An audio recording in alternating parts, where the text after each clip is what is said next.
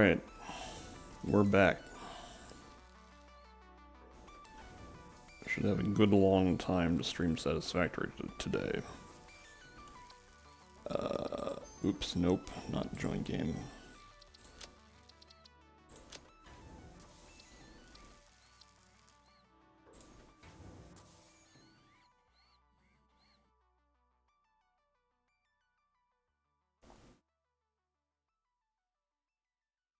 Seems like the game, or OBS does not capture my mouse arrow in the main menu, but it captures it everywhere else.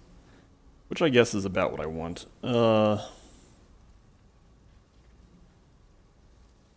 Alright. Last time we set up a Caterium mine, which is in that general direction. We also built some bunch of coal plants out in that direction. I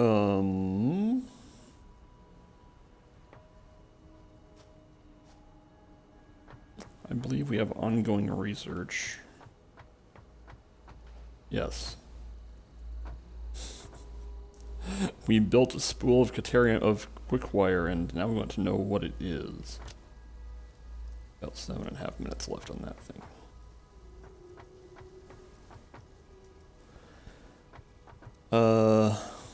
One of my priorities for this weekend, which I may not get done today, but probably will get done either today or tomorrow, is to finish up the space elevator objective, which, let's just refresh our memories as to what that is. Yes, 500 modular frames, 150 motors. Right now, I do not have automated production of either of those, so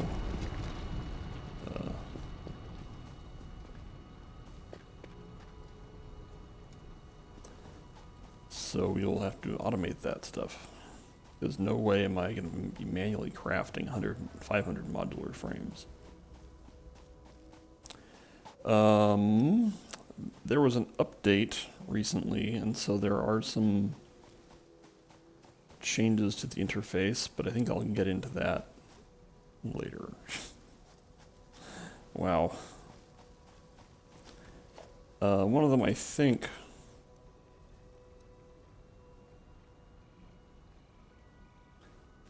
they added this 8x1 ramp. So that's interesting.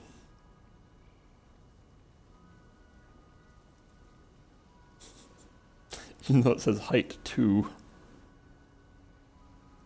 Okay, so they added it, but they didn't make the info box correct, but whatever, that's very minor. Okay. I think I'm going to start by remodeling this area. Good morning, Mastazah. Because this is two Mark I miners sitting on impure iron sources that currently is making iron plates and iron rods. I think I can upgrade these to Mark II miners.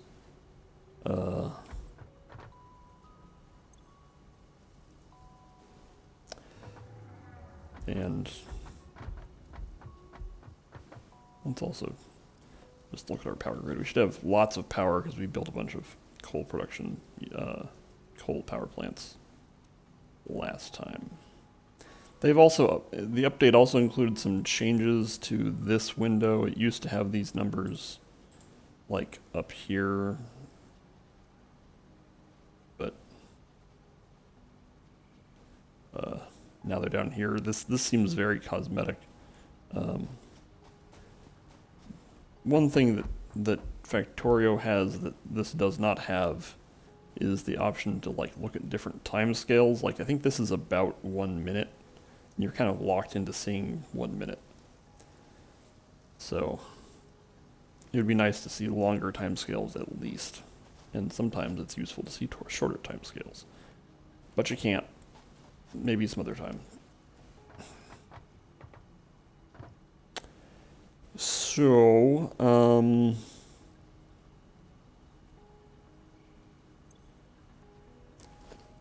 well,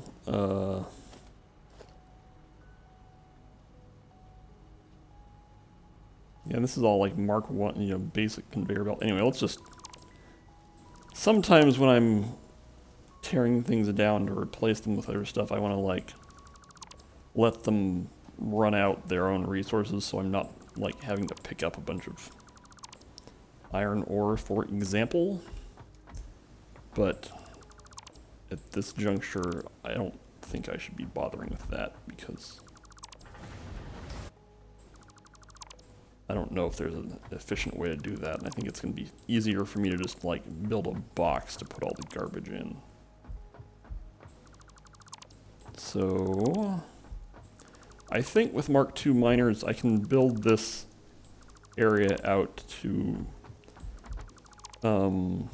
build plates and rods, and also ultimately reinforced plates, because you need those for things like constructors. You need reinforced plates for a lot of basic stuff. Oop, don't do that. Yeah, so these storage containers are full of stuff, so I'm not going to bother with them. Although, currently, I'm going to retire this model of feeding rods and plates into the same storage container. My intention is to ultimately, like... Oops, I didn't mean to do that. Let's actually put some stuff away, and not here. I'm gonna rejigger some things. Let's see, I think I have some biomass that I can throw in this box.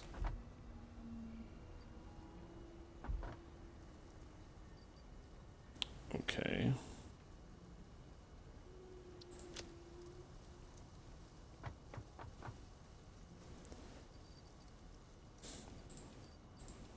This is iron ore. I probably should just be throwing the iron ore away, but that's fine. Okay, so manufactured parts are in here. But I also have some screws in there, which...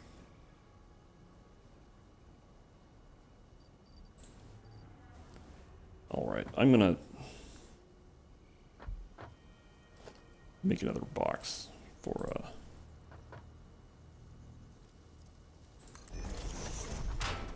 things like iron ingots. And I'm gonna make yet another box for... Actually, this can be a... let's pick this up. This will be our box for things like dynamite, which I won't need probably at all today. I'm carrying a lot of extra, and like the medical inhaler.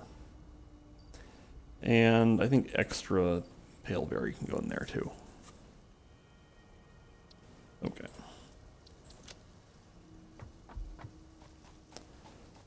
Alright.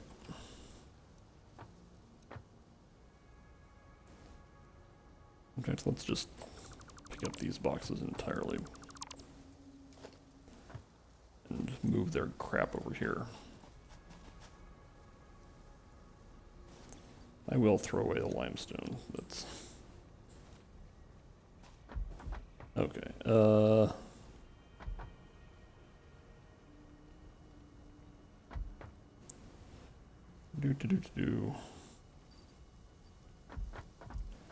Yeah, let's put black powder in here, and biofuel, actually.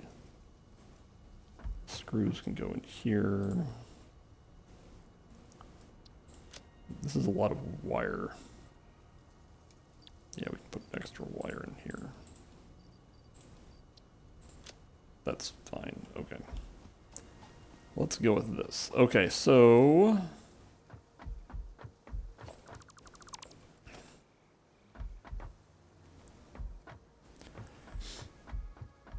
Alright. So currently, these are miner Mark 1. They produce 30 per minute on this impure iron source. Going to Mark 2 miners will double that, so they'll have 60 and 60, so 120. And I believe a smelter can turn 30 iron ore into 30 ingots per minute. Yes. So 120 divided by 30 is 4. So we just need 4 smelters. That's not very involved.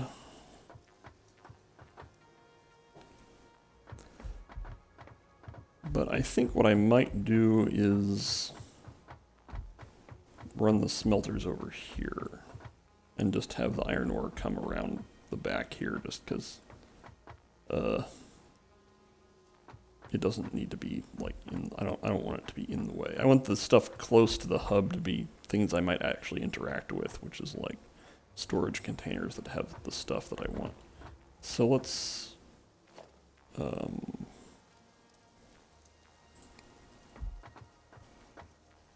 say that we're going to have smelters here. Let's see how. Yeah, okay. All right.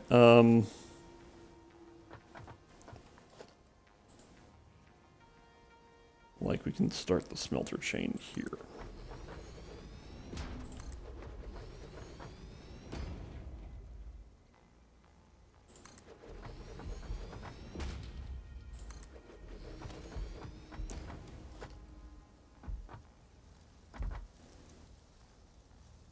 Yeah.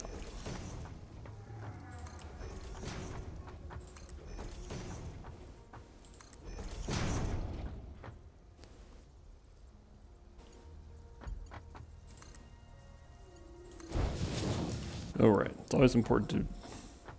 I often forget, like, build a bunch of, like, buildings that will do work and forget to give them orders. Which, and then later they're, like, surrounded by parts and a little bit harder to access, so... It's just kind of a good idea to, do that earlier rather than later.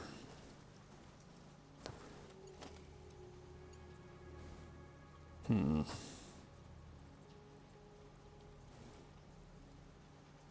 gonna go with the Mark III conveyor belts.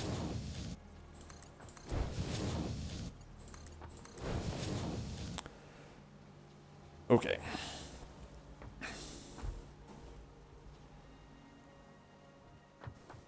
Alright, so this will produce 120 iron ingots per minute. If we look at how the constructor works, iron plate is 30 ingots per minute, making 15 iron plates. Iron rod is 15, making 15 rods. The thing is, you're going to need more rods than plates, generally speaking. So what I usually do is just... Okay, so we can... This is always kind of weird math. You can either have one constructor making iron plates or 2 constructors making iron rods.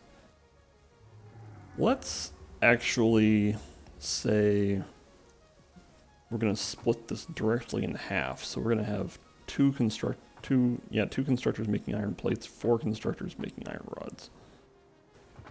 Let's do it like that. Now, I have this whole ramp business. But I think I might want to pick this up and move out just a little bit farther.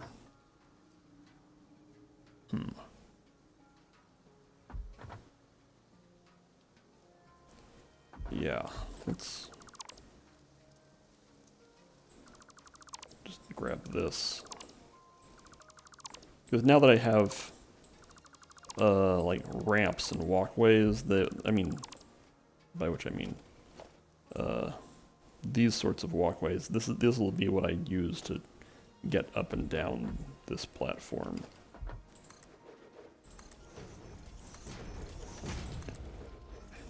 And I think the way I want to build this is going to require a little more space. Okay.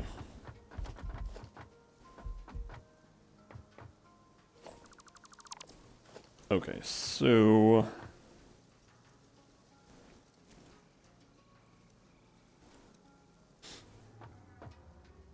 I think, okay, so here's how this is going to work. I'm going to,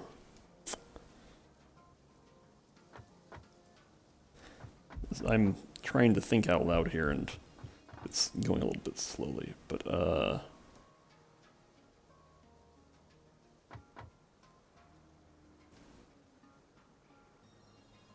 okay.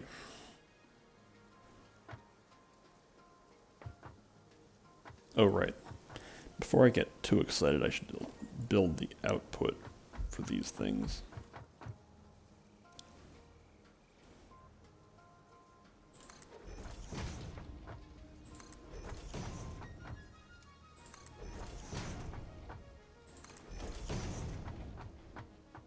I guess another option is instead of merging everything into a single ingot streams, I could split it. But I don't, so that like these two smelters go to plate production and these two smelters go to rod production. I don't know that I want to do that. I think I'd rather have it all be a unified stream.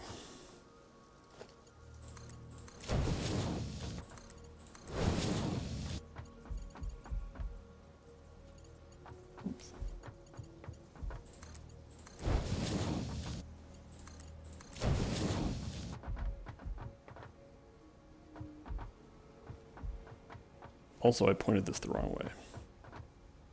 Or did I? You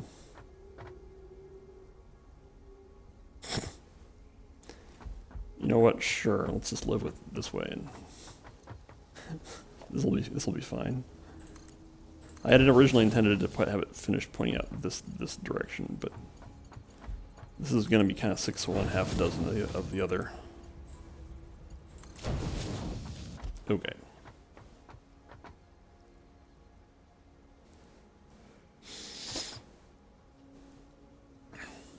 In fact, let's have our two plates. So there are a couple of philosophies of factory design. These are all in a line, which kind of implies that if I needed to tack more smelters onto the end, I could do that. But the thing is that this factory will only ever be feeding off of these two iron sources. And while Mark III miners exist, it's going to be a million zillion years before I actually have them. So I don't expect to need additional smelting capacity here. So I'm okay, like, building other stuff in the way here. So I won't be able to expand smelting capacity here without tearing the whole thing down. But I don't care.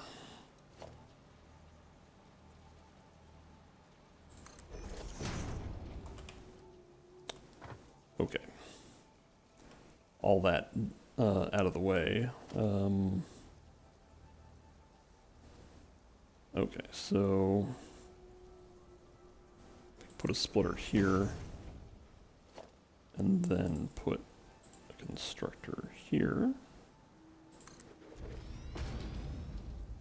Constructors have nice big flat tops, so they're convenient to use to stand on when placing stuff. And this will make iron plates, and this will also make iron plates.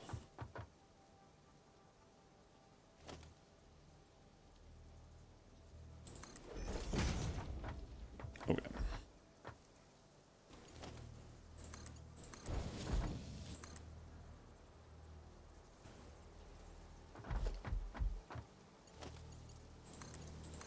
One thing standing on a constructor is not good at is directing a belt directly into the same constructor.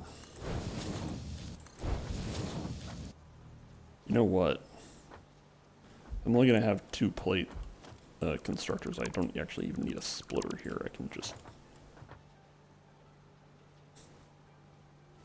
do it like this.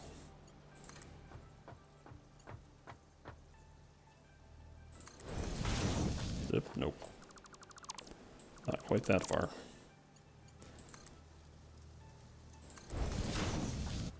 Yeah, sure. That's a little bit ugly, but whatever. Okay, let's get the output from these things set up.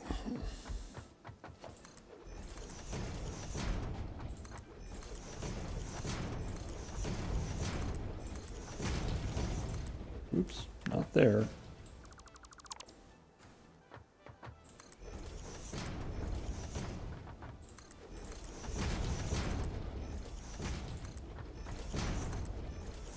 I think this factory will not really need to get very vertical. The factory I'm going to build over yonder will probably involve a certain degree of verticality.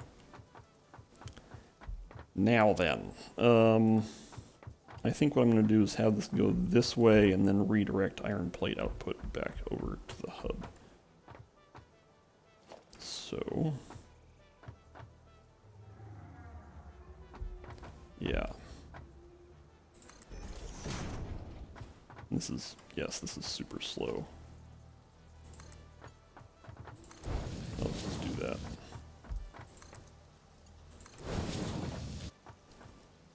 Okay. I think now I'm going to have a small interlude where I build the miners so that I can get the belt in and not, and just so I know where the belt will have to be. Yeah. Okay, so we want 2 Mark II miners, which means we have to get more encased industrial beam because I apparently have none of it, and also make 2 portable miners.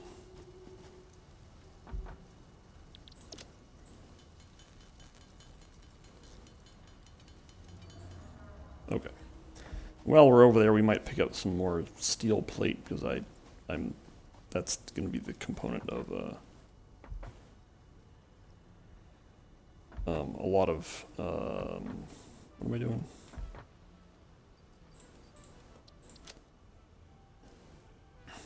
A lot of conveyor belts today will be made of steel plate.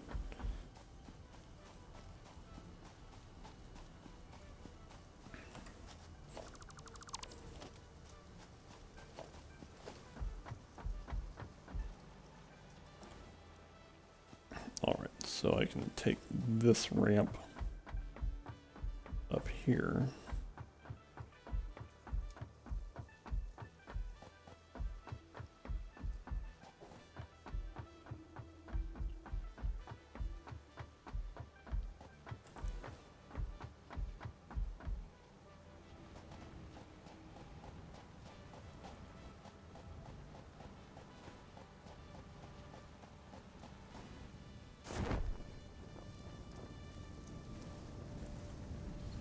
Alright, so that's a steel pipe, which I don't think I need as much of that. Also, I should... Yes. I'm going to pick up the encased industrial beam first. Probably like 2 stacks of it. I'm going to be doing a fair amount of... this stuff going? Oh, okay. It's just not... Yeah, steel beam production is not very high, so encased industrial beam production is also not very high. Okay, so that should be plenty of encased industrial beam. And I think I have a container over here. Yeah. This one? Yeah.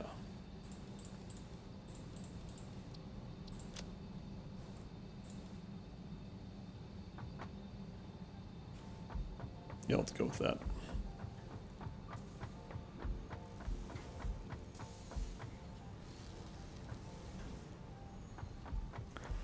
At some point I'll have to scale up steel production, but I don't think I need to do that soon. soon, so...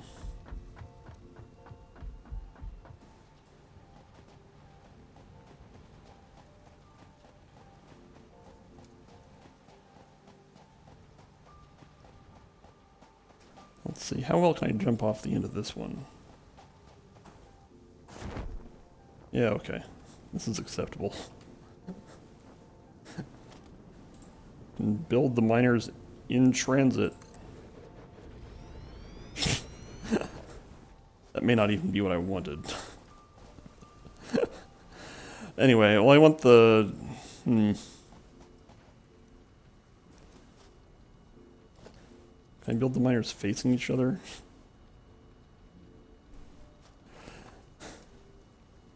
I think what I should actually do is, like, think about where the output is going to go. Because the output's going to go, like, up here.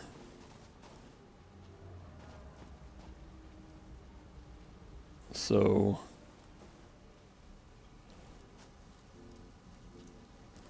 let's build a conveyor pole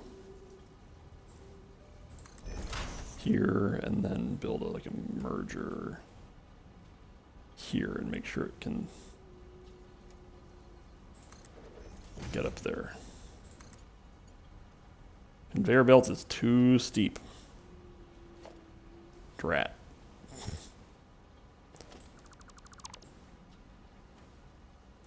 What if I build it here?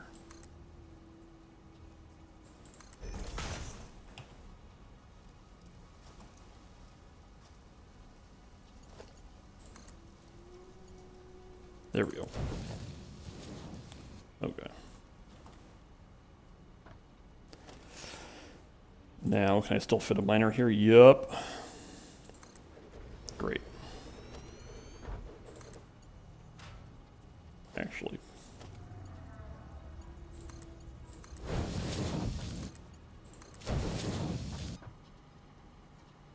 Okay. So then that conveyor belt, again, the terminus of it will be here. So let's just build a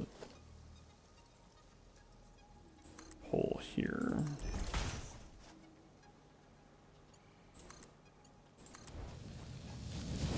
Can we get it all the way over there? Probably not. Yep, not quite. That's fine.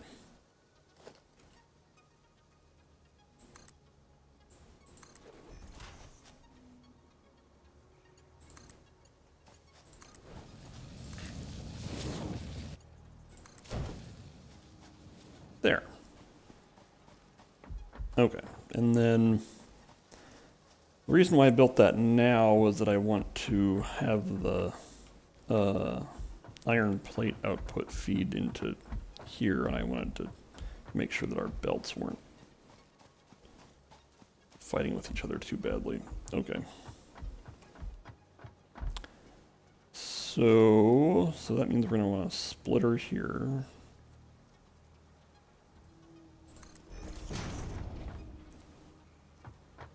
Yes. Okay.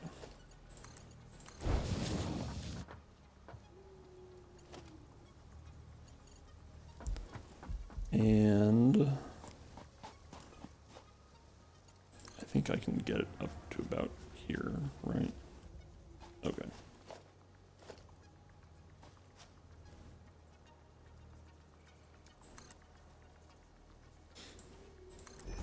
Just to keep things out of the way, I'm gonna put it up pretty high.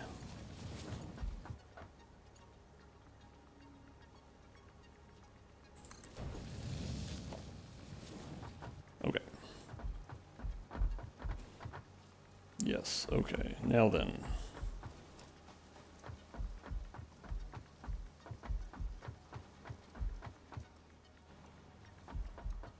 So that'll be iron plate production. And now for iron rod production, I'm going to just bend this over and have iron rod production happen here.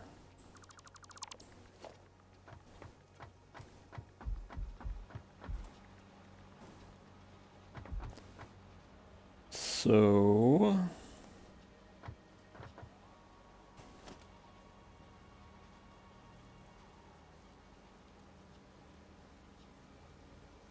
Yeah.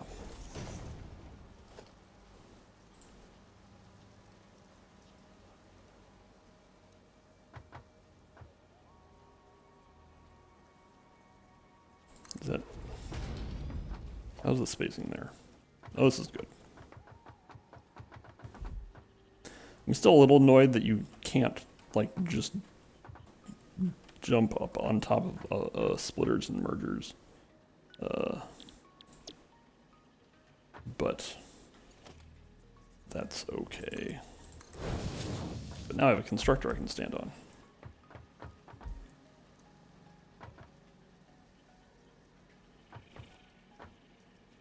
Okay.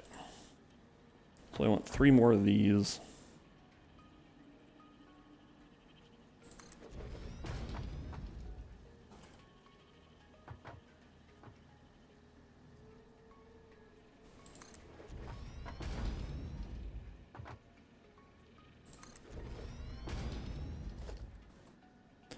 And they'll be making iron rods.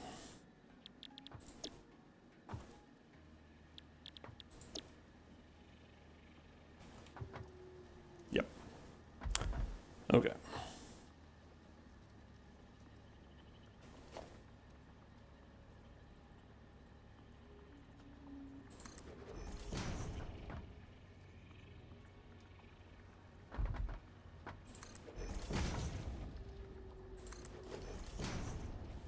Okay, and I think standard conveyor belt is okay here. But we will use Mark III for the backbone.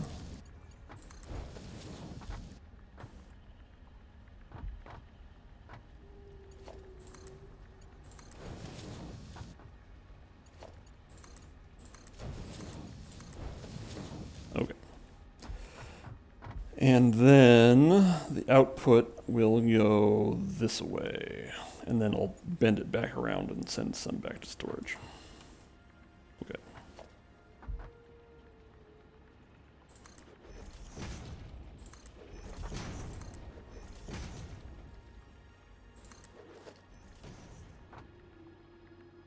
Right.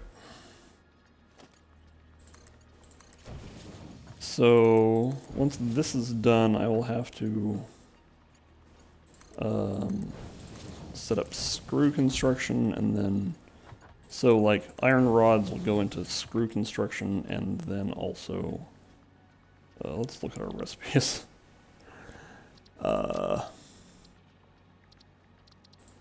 Yeah. So reinforced iron plates take screws and plates.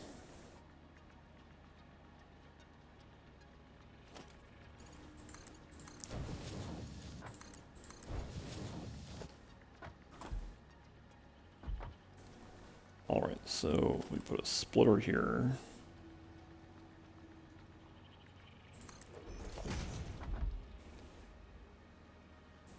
And then... So we're going to have a storage container.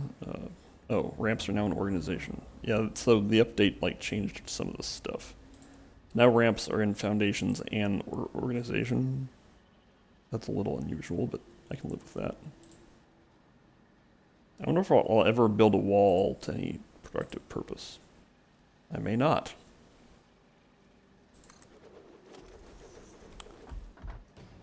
Alright, if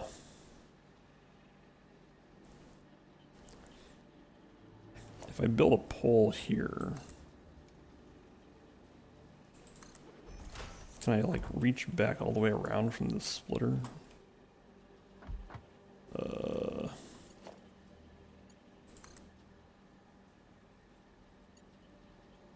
No. But it's not too long. How long is it?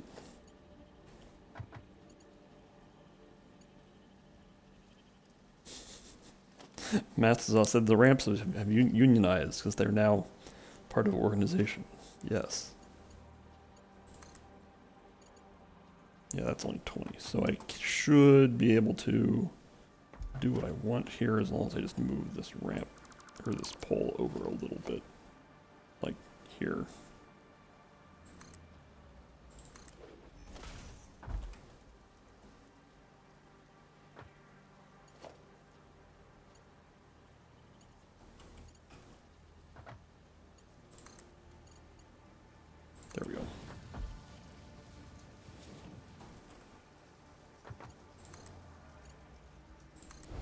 Okay.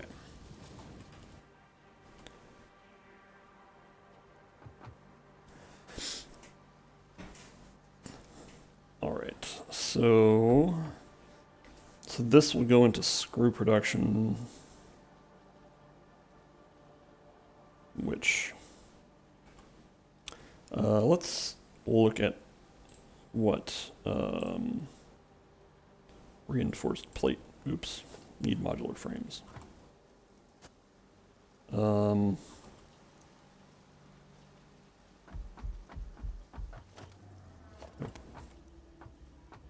You know what?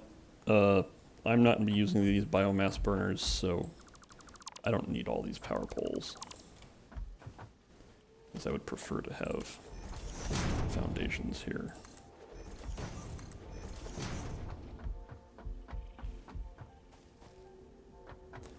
Let's assume we want 2 assemblers for now.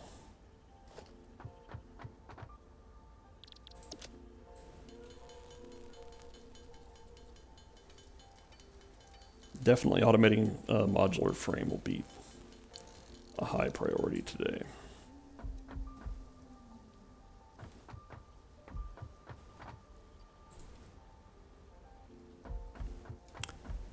All right.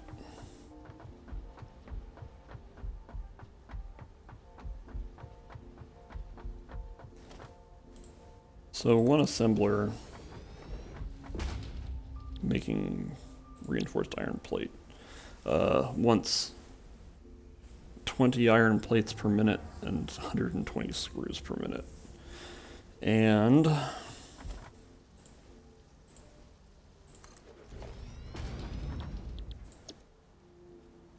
one constructor making screws makes 6 screws. It makes 90 screws per minute. I don't think I need to make this too fancy. Let's just assume we're going to have like 2 of these. Yeah, because I have iron plate production will be 30 per minute because I have two of those. So I won't actually have capacity for two constructors, but I'll have capacity for like 1.5, so that's fine. In terms of plates, so let's say if we need to feed 1.5, so that means we just need 180 screws per minute, which means 3 constructors making screws. And yes, okay. So three constructors making screws, 2 assemblers making reinforced iron plates.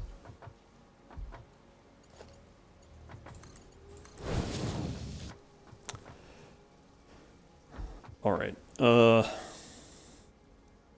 Again, this is all fairly basic, so we don't need to get too fancy with this. Let's just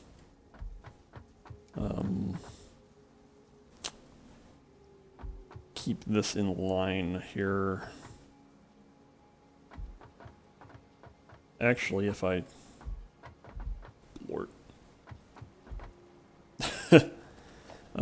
if I extend this splitter out just a little bit, let's do a bit of revamping.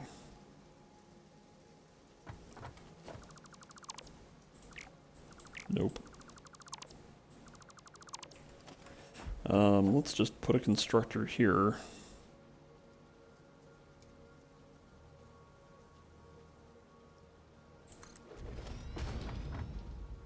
And then put a splitter here. There. Can I still reach all the way over there? Yes.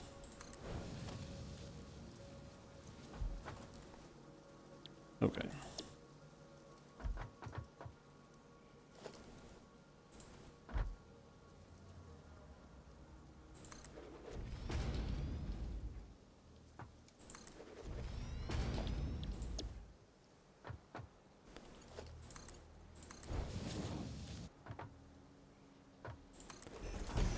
All right. Oops, not there. Almost, but not quite. There we go.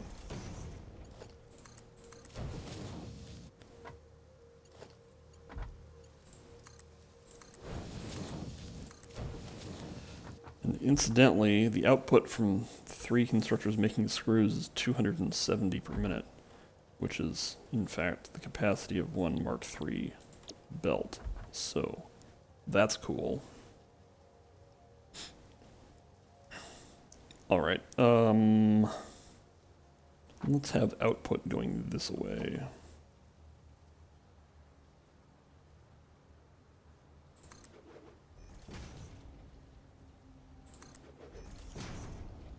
I guess, since this is just 3 constructors, I could have them all feeding into the same merger. Sure. Getting back to the fact that, like, this is, again, committing to never scaling this thing up. Because...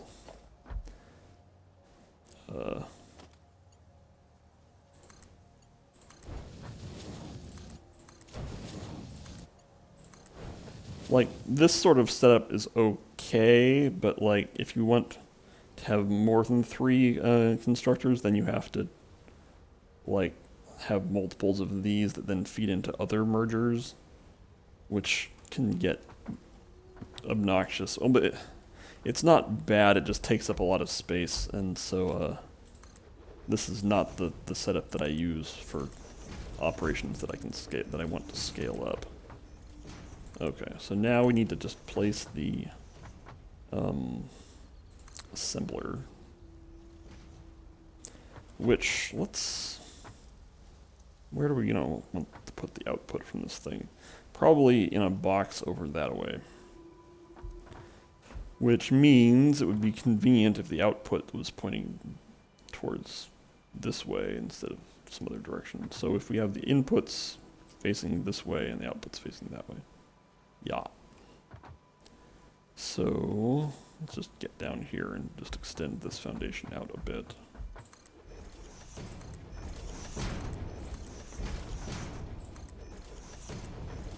I'm going to need to pick up more concrete pretty soon, but I definitely, oops, can do that. I think I'm also going to make this 1 stage longer.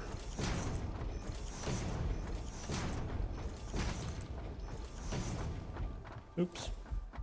Oh, it's encroaching on this power pole. Well, sorry.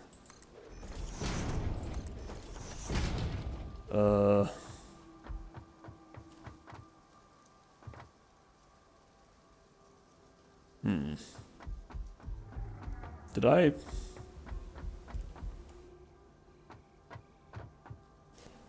This power pole is notable because I think it goes through the hub, yeah.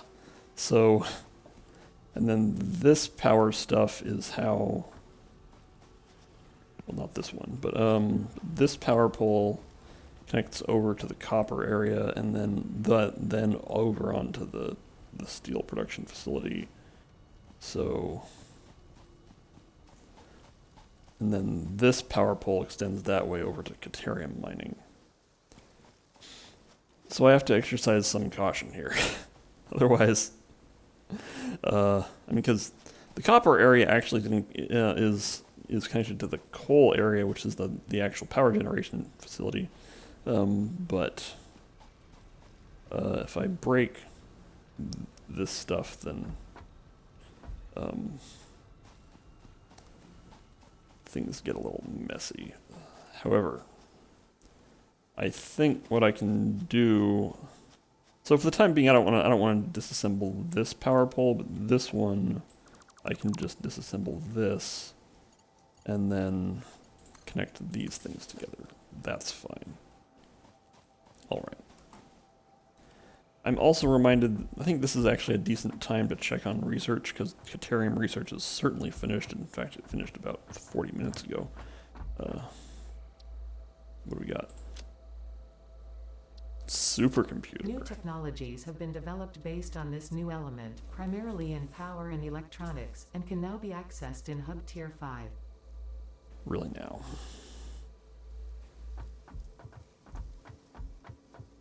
However, I have not unlocked Hub Tier 5, so we will learn about that later. I don't think I have. Yeah.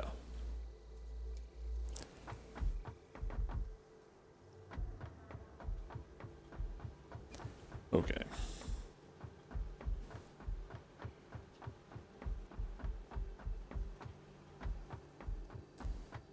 Okay, let's get up on this constructor, which is to say, up here. And can I build 2 assemblers? Yeah, let's build 2 assemblers pointing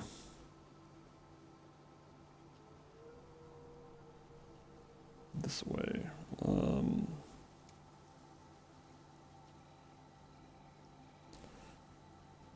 So since they have 2 inputs, you have to kind of like be prepared for the fact that there's going to be a lot of nonsense happening behind them. Okay.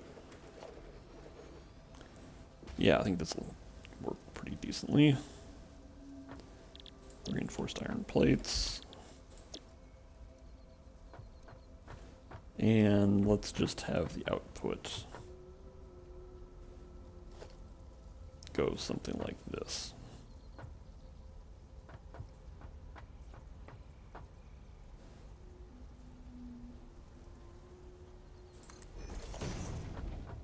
So this makes 5 per minute, so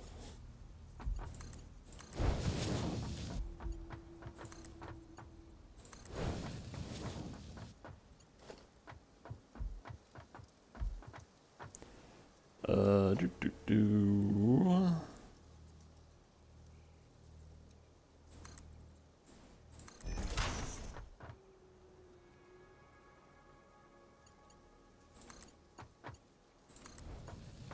How's that? Yeah, that's pretty good.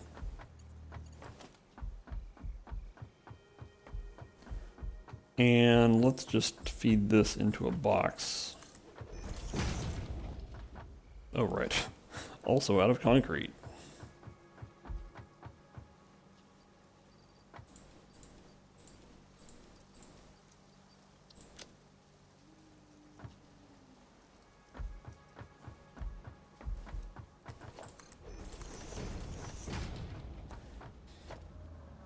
Okay, so storage container.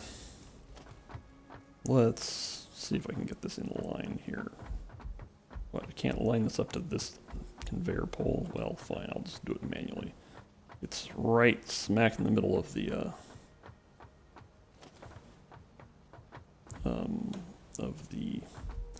foundations, so I can line this up pretty trivially.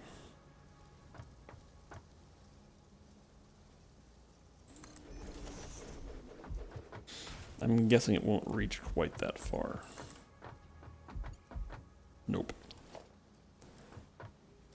But that is fine.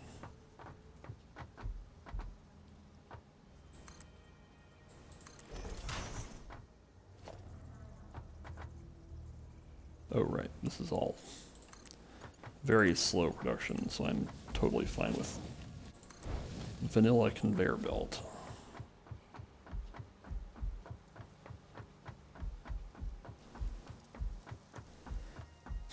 Okay, so I think the obvious thing to do here is, so we have plates being output from there. So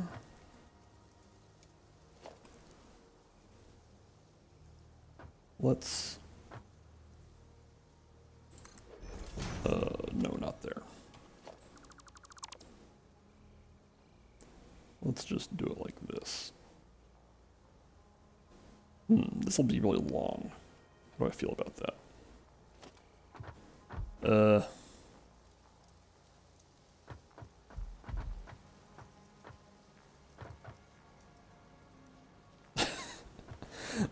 Maybe I should just deal with it.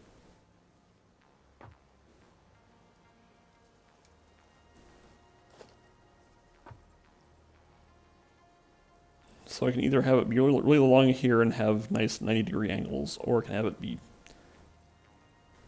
less stupidly long. Actually, I have a better solution. The solution, such as it is to place this one first. And then it won't feel so bad that this is long. Yeah, okay.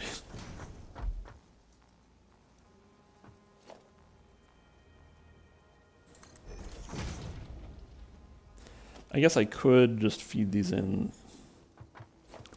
Yeah, okay. So screws need a pretty fast feed.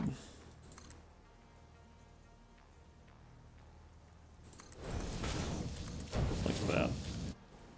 And then this is feeding into here, so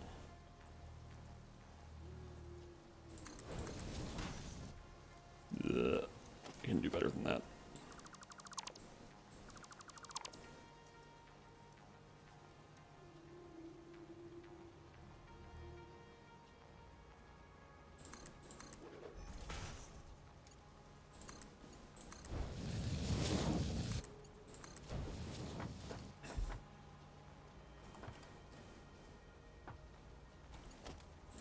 I guess we're just going to use Mark III conveyors for all this, which is not strictly necessary, but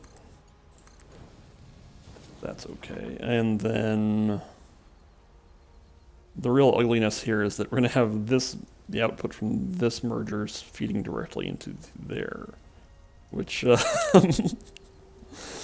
well, what if we just do it? This is definitely the aesthetic of a factory that is not going to be scaled up. That's fine.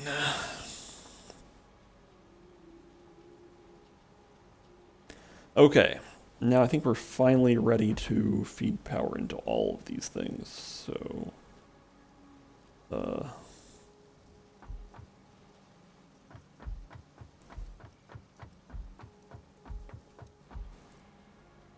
let's find a good power pole.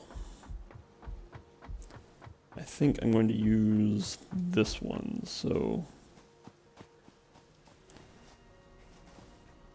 I'm going to actually branch this again, and then this power pole will feed the miners, but powering up the miners will be how I activate the factory, so that will be the last part that I actually build. Let's head up here. Where's a good place? Okay, so this will be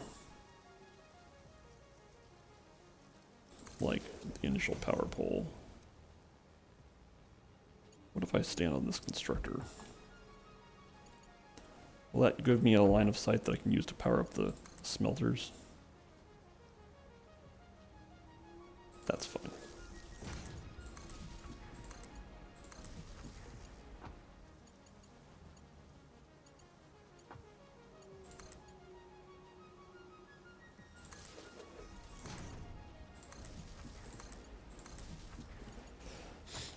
And then I'll grab another line here to power up the rod constructors.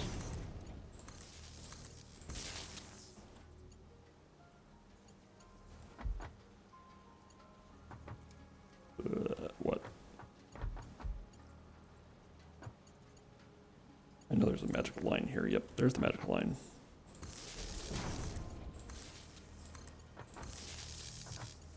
And I also need power for the plate constructors, which I'll grab this one.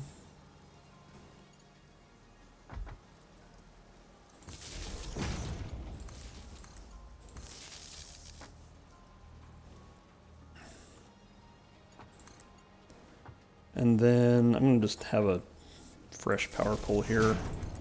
And then build another one over to the screw constructors. Yeah. Always a little dicey. That's another downside of using this belt setup here to feed into mergers, is that it gives you less space to place power poles. Oh, I already got it. Okay. And then we can go from here over to the assemblers. It's possible to jump up here, but it's sometimes a little finicky. Okay, I think the whole factory is powered up now. Just have to get the miners. Which, I'm kind of tempted to throw down an observation tower to watch everything work. Yeah, let's do that.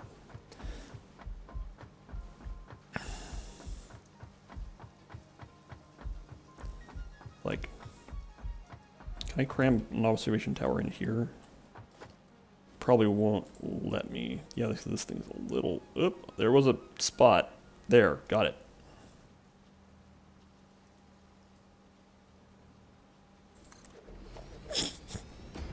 That's very goofy, but...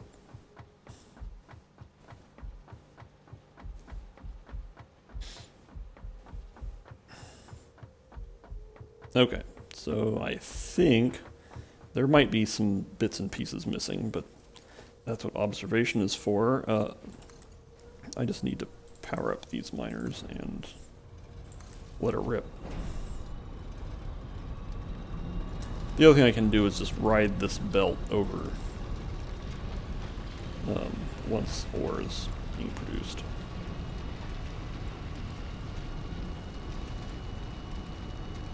There we go. Whoops. Except for when I get flung off of the belt. That's fine. Okay, let's go get up on our observation tower and see how well we can see things. I'll probably take this thing down once. Well, I don't know, I could leave it. My intention is to not have to come back over here. Alright, so...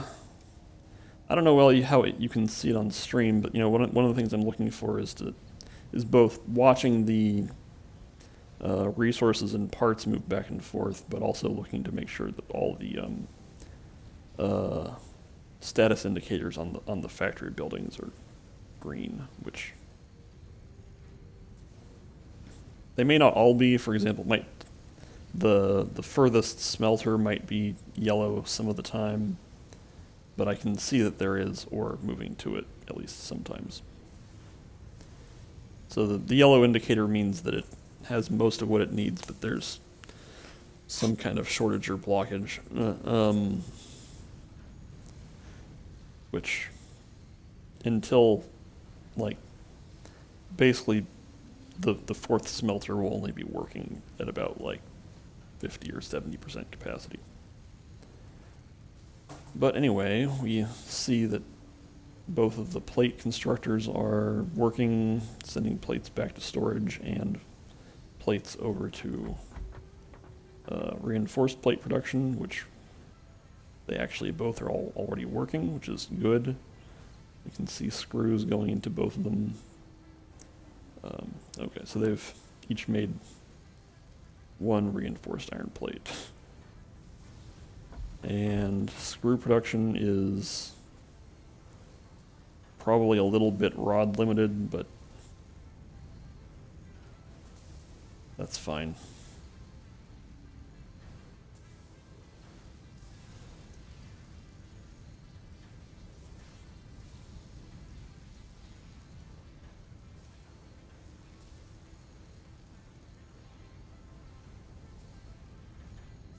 I want to make sure that this middle rod constructor might be missing something, because I don't think it's actually produced any screws yet. Okay.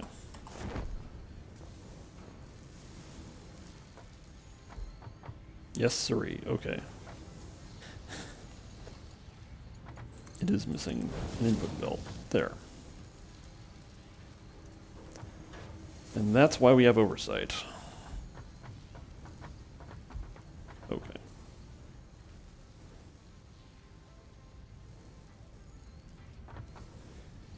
I don't know that I actually need all three screw constructors online, but I'm going to pretend. Well, basically, once the storage container for rods is full and no more rods are going back over there, then more rods will be going into skirt construction. So eventually, in like 3 hours or something,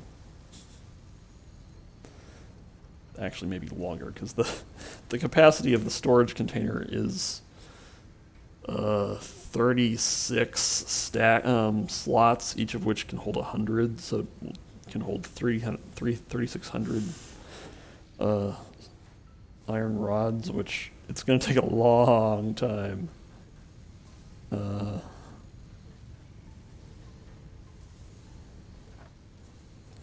anyway, I don't need to do all the math to figure out exactly how long it'll take to fill up that storage container, but it'll be a long time. But in any case, now we're making any amount of reinforced iron plates here, which is what I wanted. And what time is it? Yeah, I've been going for about an hour. Okay, so now we get to start on the larger project.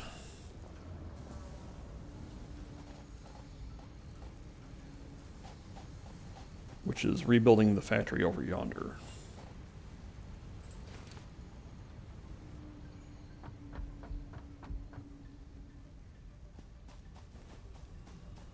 Okay.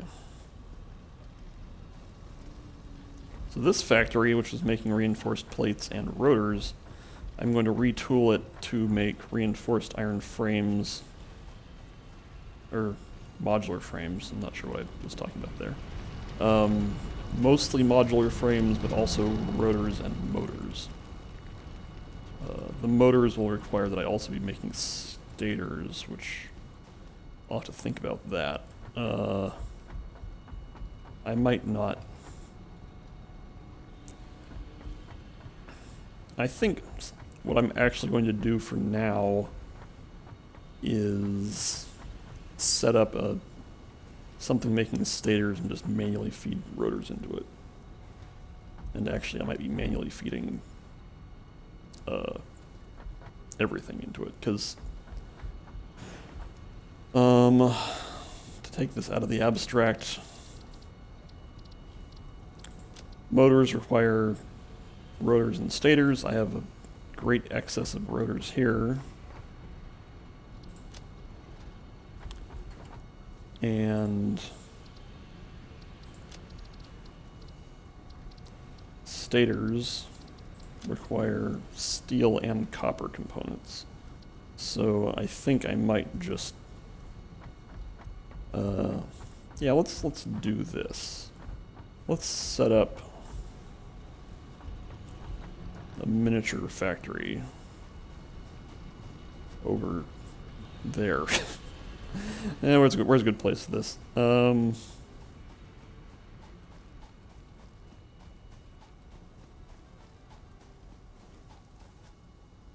Yeah.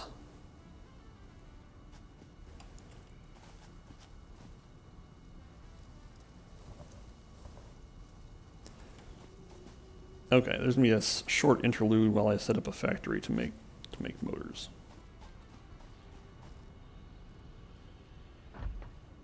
Which means it's chainsaw time.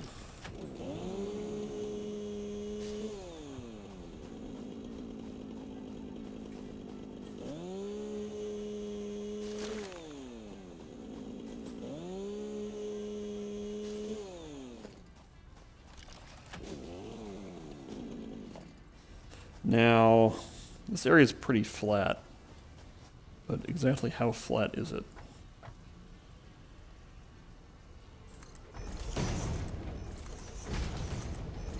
For example, will that rock bother me? Like if I... that.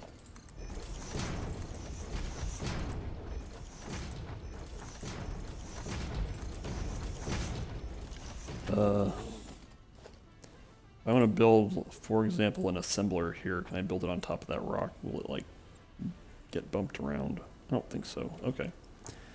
I think that's going to be fine for what we're doing here.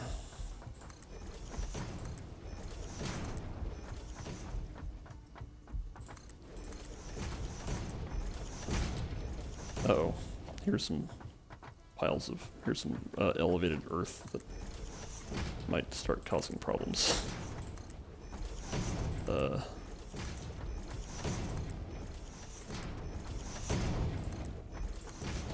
Okay, well, I think I can probably live with this. I'm going to build this factory kind of backwards, so let's have the output from this assembler go right here. We're going to make motors. The rotors are going to come in via a container, which I will just place here. I'll just walk the rotors down. Yeah.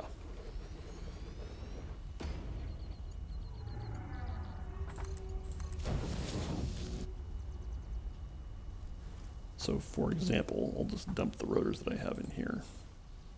I think actually now might be a decent time to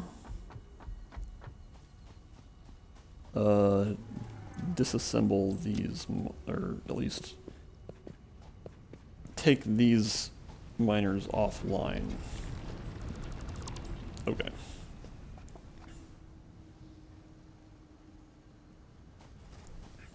So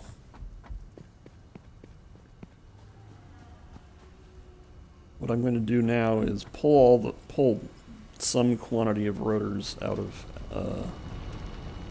the storage area.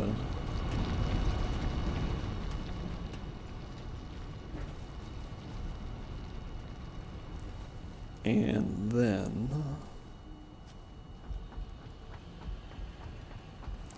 okay. So I'm going to move these rotors over to the area where they'll be used to make motors. And so this factory will... Man, this is slow. Okay. This is really goofy, but I'm going to replace this belt with a Mark III belt so it goes a little bit faster. So I want to, if possible, drain as many resources out of this factory as I can. So no more iron ore is being fed into it. But, oh, that's not what I meant to do.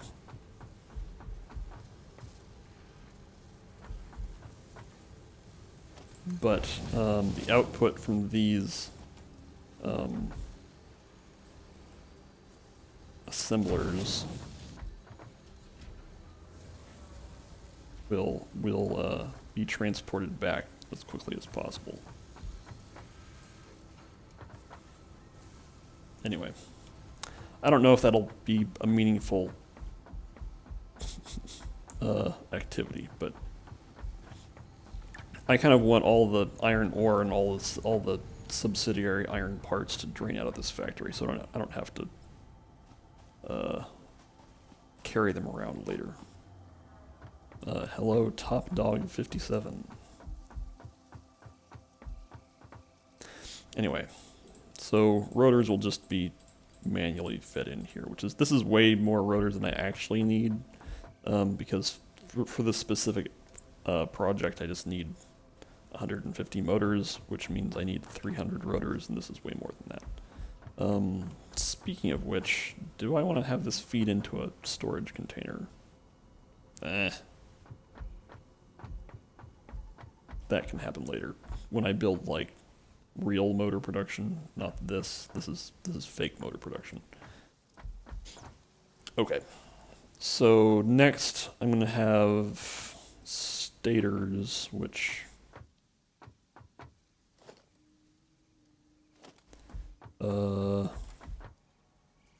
this is going to use 10 stators per minute. How fast can one assembler make stators? Also missing... Oh no, I dumped all my rotors in here and now I can't build it. Also, I'm out of cable. Out of everything. Okay, also, yeah, maybe I should build a platform, or, you know, actual walkways between these two areas. Yeah, let's do that.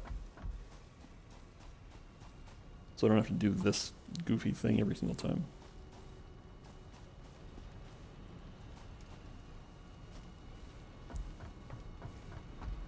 All right, let's stay on task insofar as I go pick up some cables, but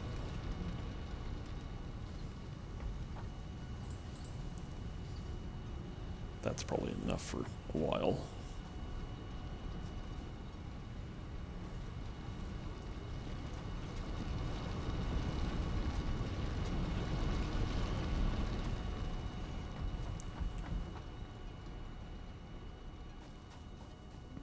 Alright, let's head over here. I'm thinking of maybe just splitting the copper wire down here to feed into stator production.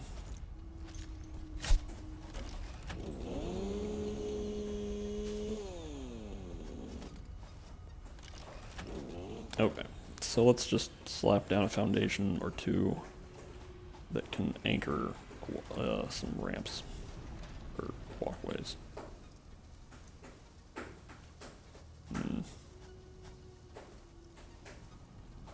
Yeah.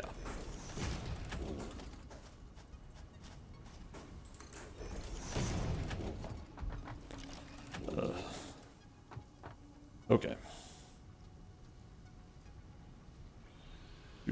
I think I'm going to change up the layout here. I'm going to move this over to 7, or no, 8. Yeah, conveyor 1 on 8, and then I can have walkway turn on 7. Okay, good.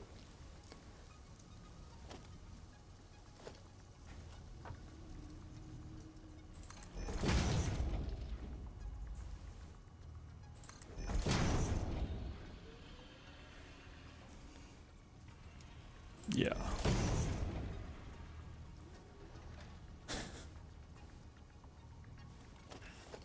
I kind of want this a little bit out of the way. So let's go like this.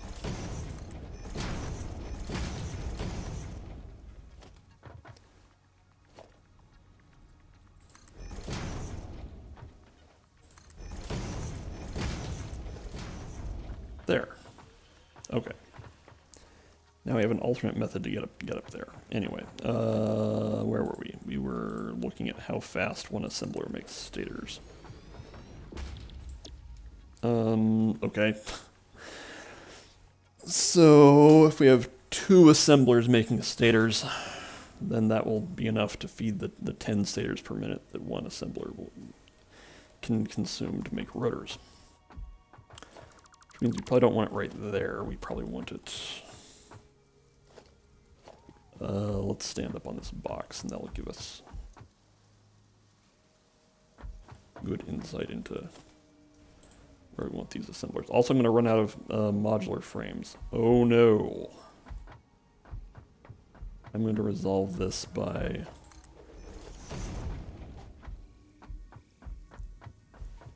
I'm going to make a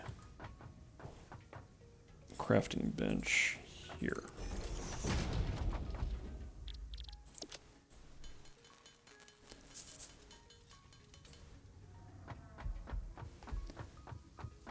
All right.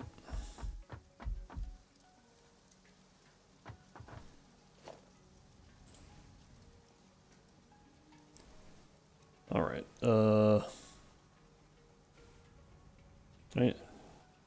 Yeah, I can fit this. This will be like here and then there.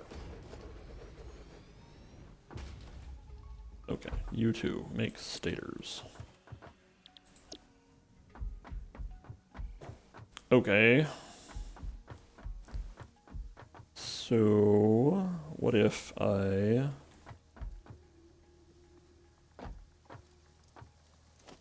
put a splitter here, and this will be for copper wire.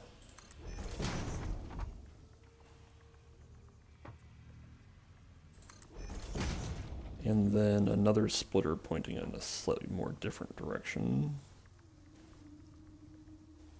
There. This will be for steel pipe.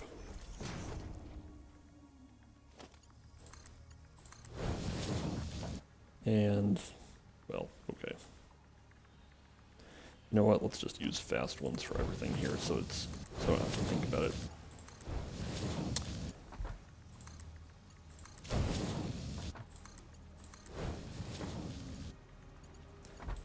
And again, my oops. Incorrect. Okay. Actually, I'm gonna take down all this stuff because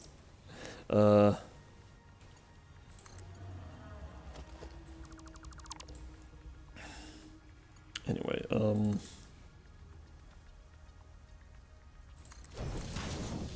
yikes. Oh, the conveyor pole is on a little incline. Whatever. This is hideous and gross and I don't care.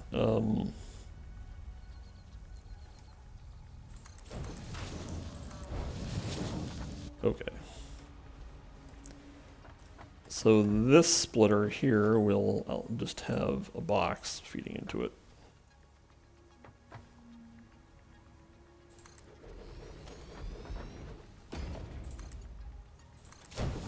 And this box will just have steel pipe, which I'll have to go get more steel pipe.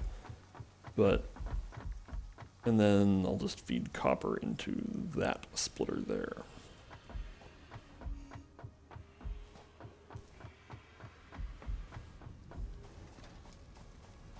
Alright, let's, it's been a long time since I've done anything with copper wire production, but it's time to do that.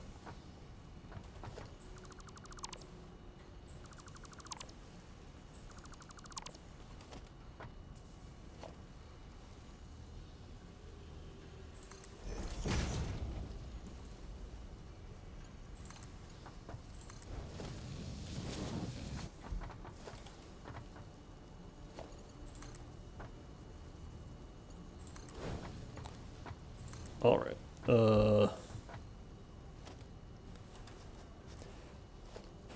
let's see, how far over here can we pull this? Around there, okay.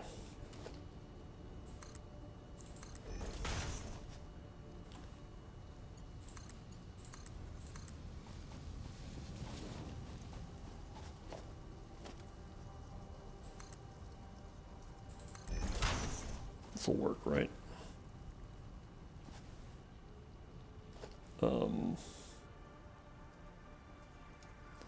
Let's drop this down to about there.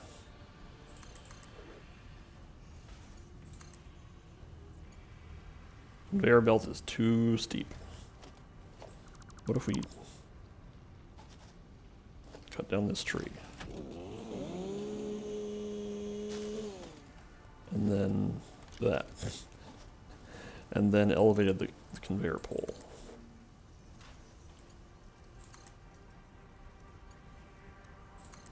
Yep. Okay, cool. There. This is quite hackneyed, I must say. And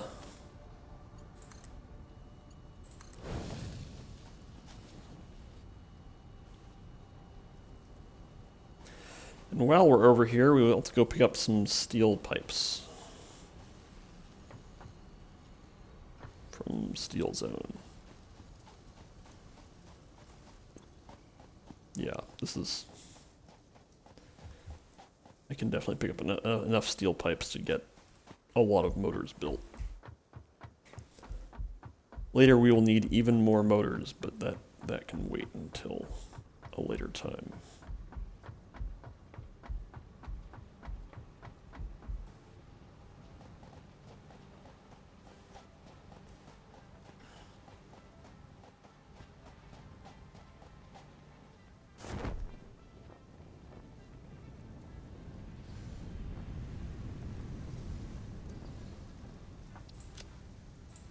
There. Now I have many steel pipes.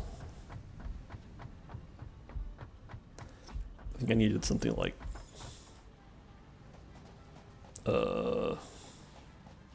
600? I don't know. How many are used in stators? 3? Okay, so I actually needed 900.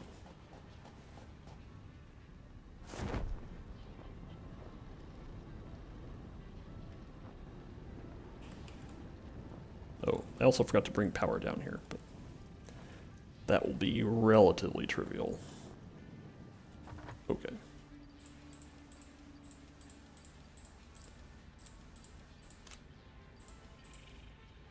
Yep. Okay.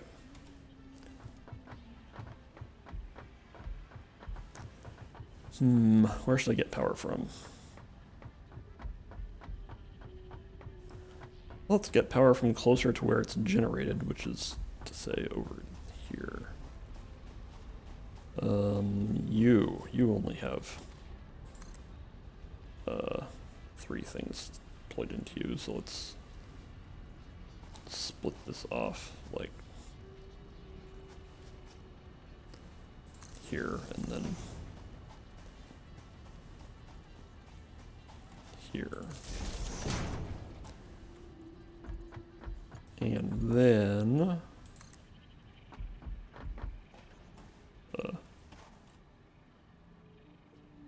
I'm going to do this in a very stupid way. Oh, I forgot to actually feed the stators into the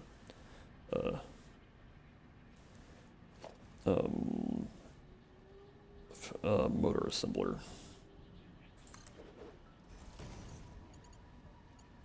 Can I do this? Yes. Okay. There. That's quite crude, but that's what we're here for today. Let's go stand on this assembler.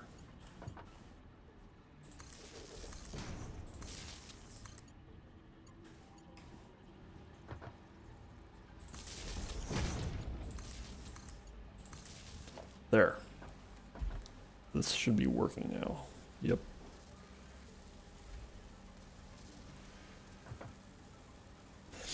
Okay, now we got rotors feeding into the assembler, and also stators feeding into the assembler.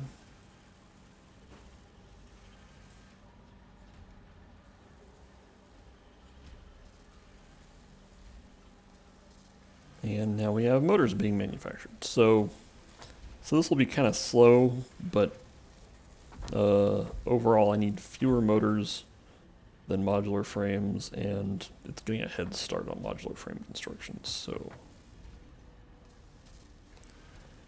I think that's going to be fine.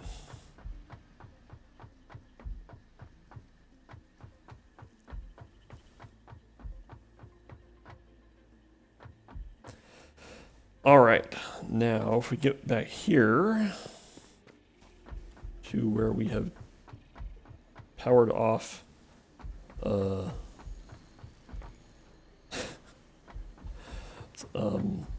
coal or iron mining. Okay, so the smelters are now out of iron ore, but still are full of iron. Well, not full, but still have some iron ingots. So there's not a lot I can do about this. I made a small effort to try to let the factory drain out, but I think I'm going to probably have to bite the bullet and just start. Anyway,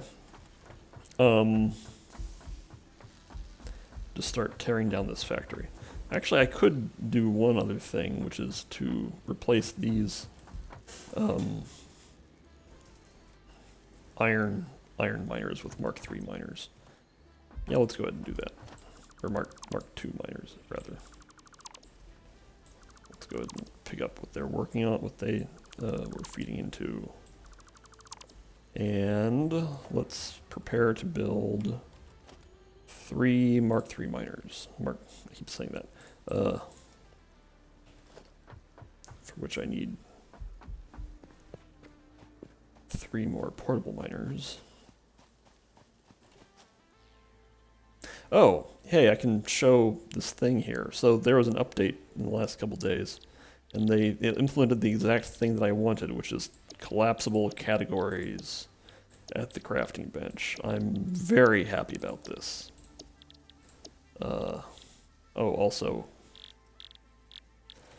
I'm at the crafting bench, and I need an equipment bench in order to make portable miners, so we can do that too.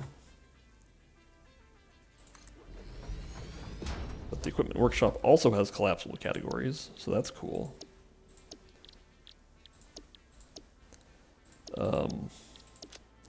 Right. So I very much appreciate that they have implemented collapsible categories at these menus, because if you just try to look at them with everything all piled up there, it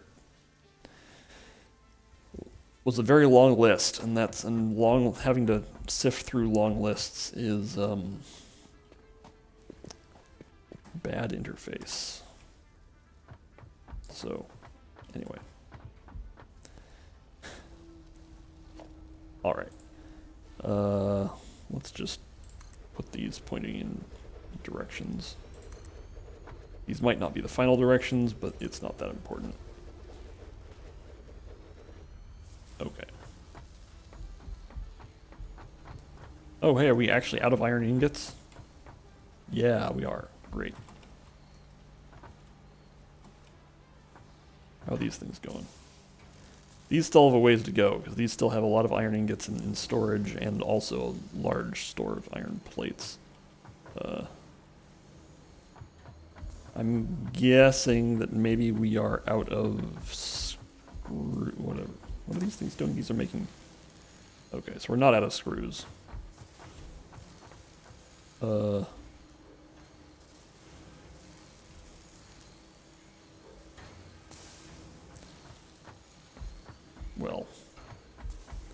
I'm guessing these things do get screw limited a little bit. Okay, well, as I was saying, I'm going to have to just bite the bullet and start tearing things down, even if that means holding on to a bunch of iron rods and screws and stuff, but that's not the end of the world.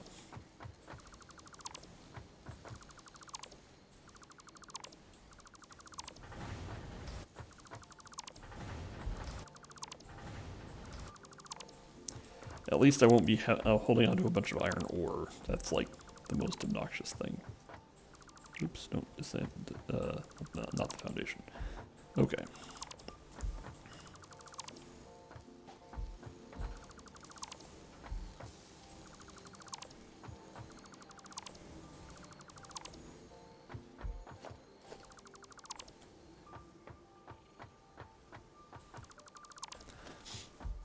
One thing we can think about is how we want to plan the layout of this thing. I'm kind of... Is this a cracked boulder? No, this is not a cracked boulder. It's the texture is way too detailed. Okay.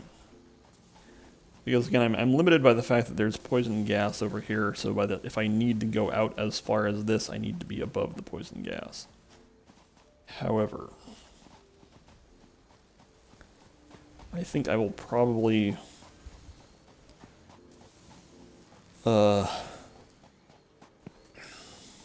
be able to use verticality to avoid some of that.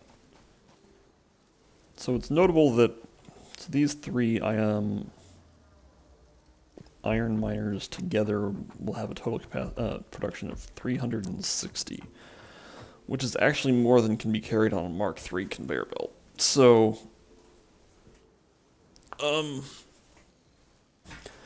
maximum smelting capacity of this will be 360 divided by 30, which is 12. 12 smelters. I'm thinking I might lower this down a little bit.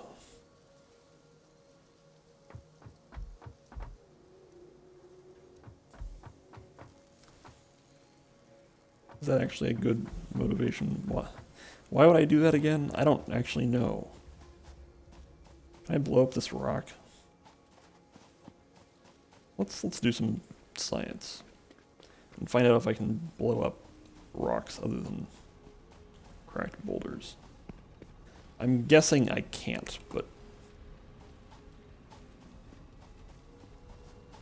for example, actually this is a better experiment because this doesn't even involve dynamite even. We can see how powerful the chainsaw is. Because I think I can harvest leaves by chainsawing them. I want to see if it eats this rock, just due to, like, area of effect. No. Okay. While we're here, let's chainsaw this one too. Okay. Alright, well, let's do a dynamite experiment.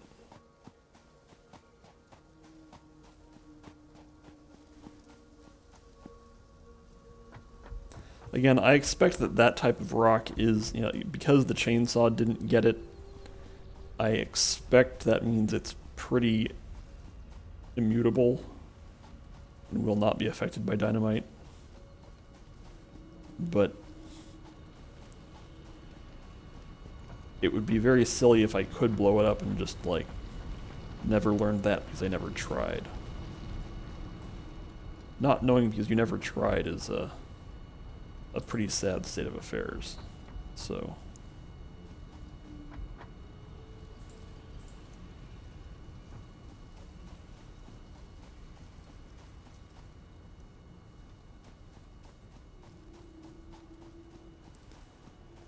let's see here.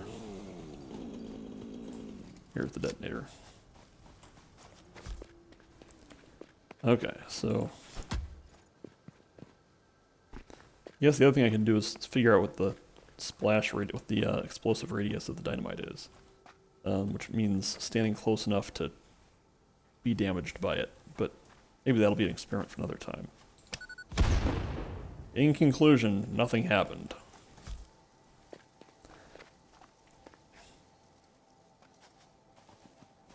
Although I am willing to, so if I put some dynamite there, I'm guessing if I stand right next to it, I will take a lot of damage. So I feel like this is definitely in the danger zone. So let's see what happens here. Okay, so I took damage here.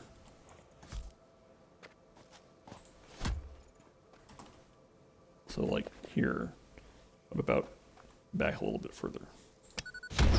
Okay, so about the distance of one foundation or so, maybe two. So I want to be at least 2 foundations away, like the length of one foundation.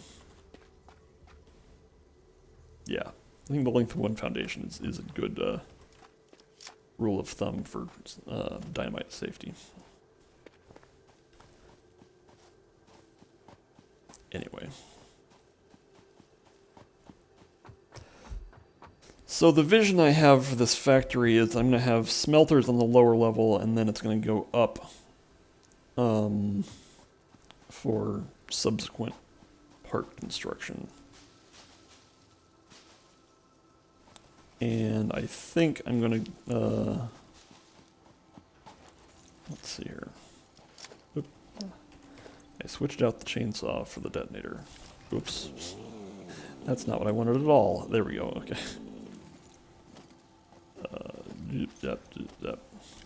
Fun with interfaces, okay. Okay. So... how are we doing here? This is still draining out. I'm guessing that eventually I'm going to run out of screws entirely before I run out of iron plates. Although it might take a long time.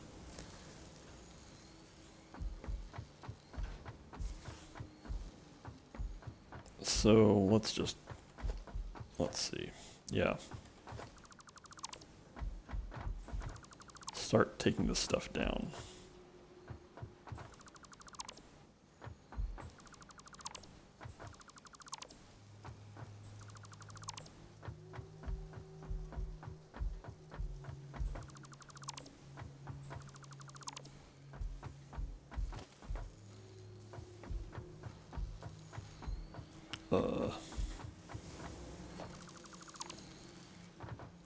How's our inventory doing?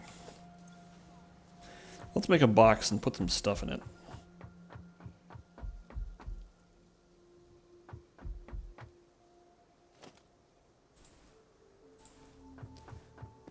I'm going to put the box over here. We might be doing additional crafting over here.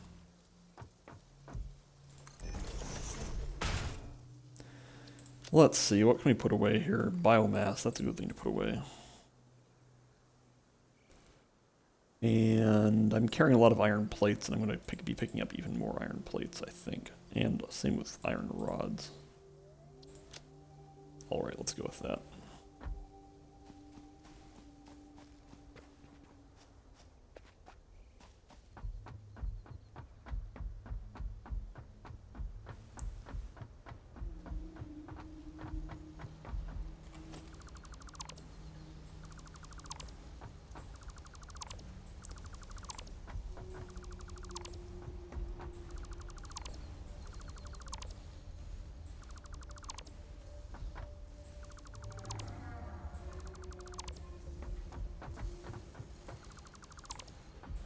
Alright.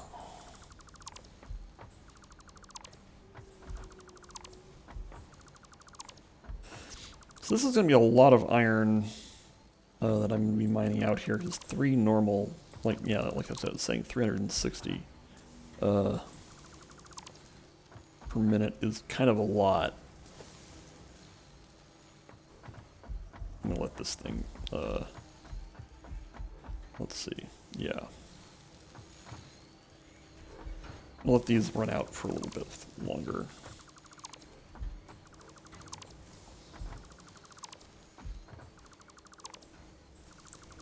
Because I do have some other stuff I can do. Because I want to dismantle these foundations.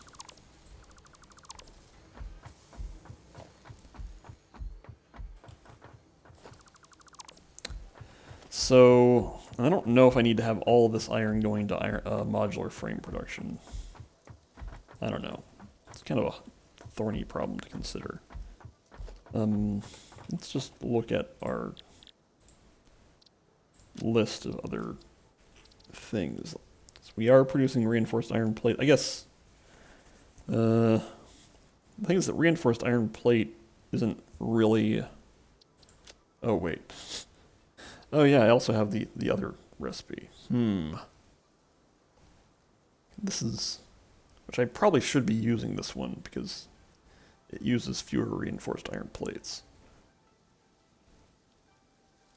Well, that is an incentive to go get steel pipes over here from steel production area. Yeah, okay, that's fine.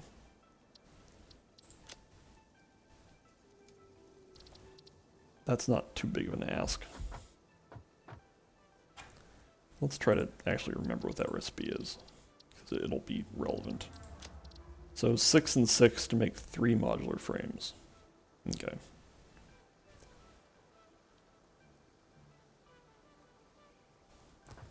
Let's actually... Can I slap down an assembler? Oops. Not enough modular frames. Okay, let's go make some more modular frames. Let's make a large amount of modular frames, because reinforced iron plates require assemblers, and also the final thing will also require assemblers. So let's make like can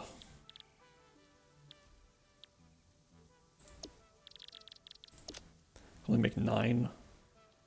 Let's go on a little journey. So we have to do a couple things if we're going to do this.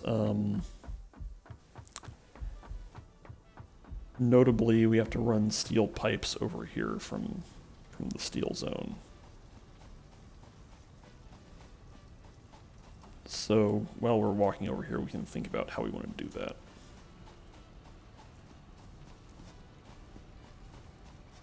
Although I think I know how I'm going to do it. I'm going to drop steel off the end here.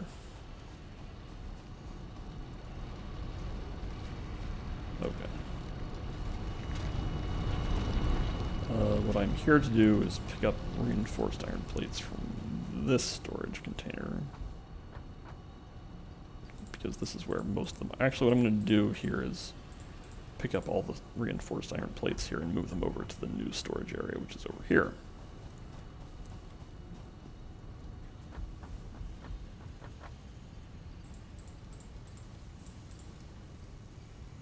Yeah.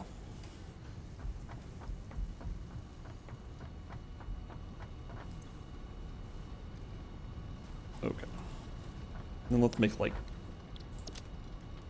yeah, 40. That seems like a good number.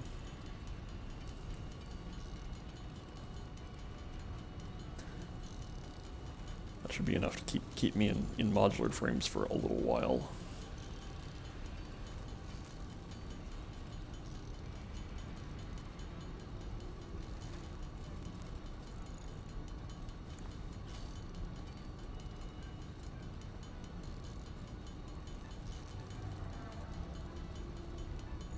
Okay. Alright, so let's head up there and think about steel pipes.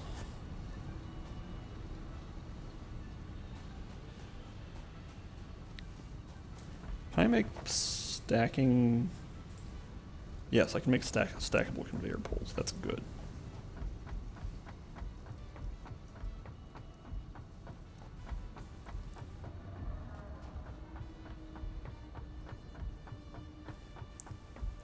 Alright. So here we have a... Wow, this is amazingly gross. I need to change all this.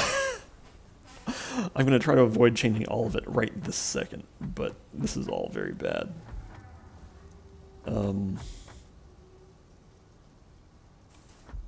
Okay. Yeah.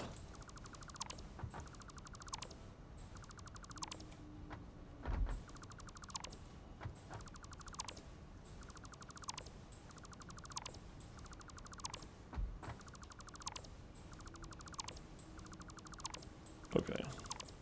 I think disassembling the rest of that ramp might be something I do offline. But, what I'm going to do is,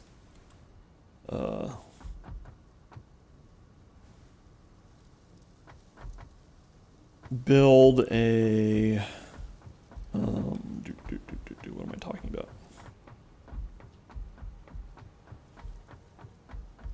Build some more belts over here to carry steel pipes over here.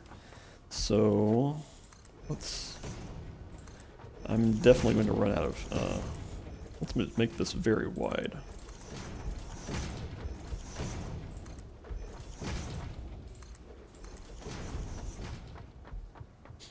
I'm going to go pick up some more concrete.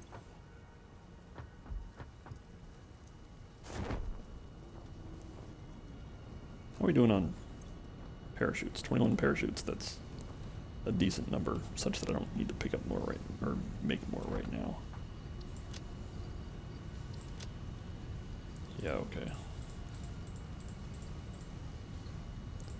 Yeah, all the concrete. Good.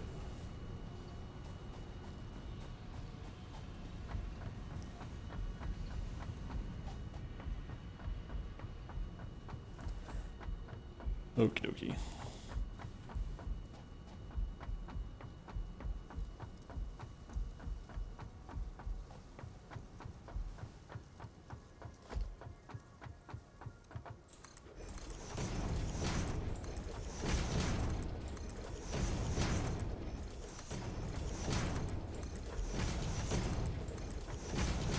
Alright. This isn't that long.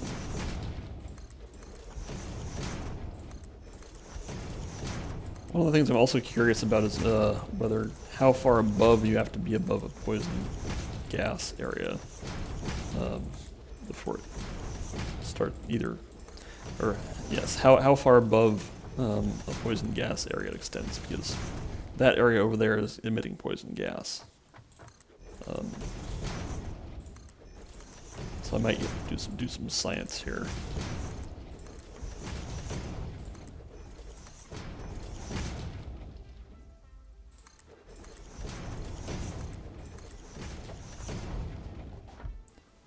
Now let's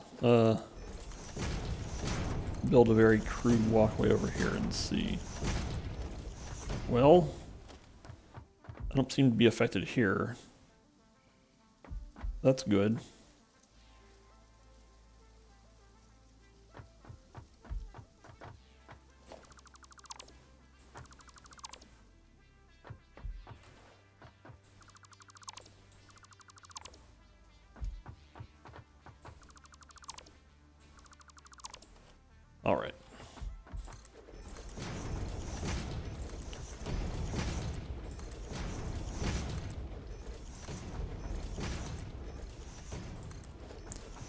now, I should be able to just build ramps like this.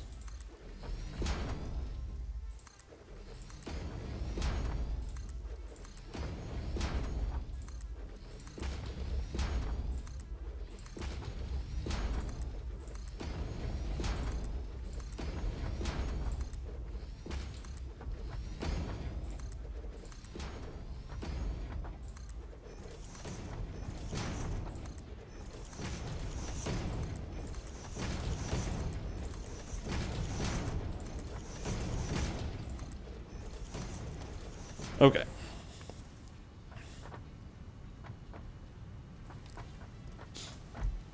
Okay, so let's pick a spot. I'm going to leave these conveyor belts mostly for personal transportation so that I can, they're going to stay on ground level so I can hop onto and off of them at will.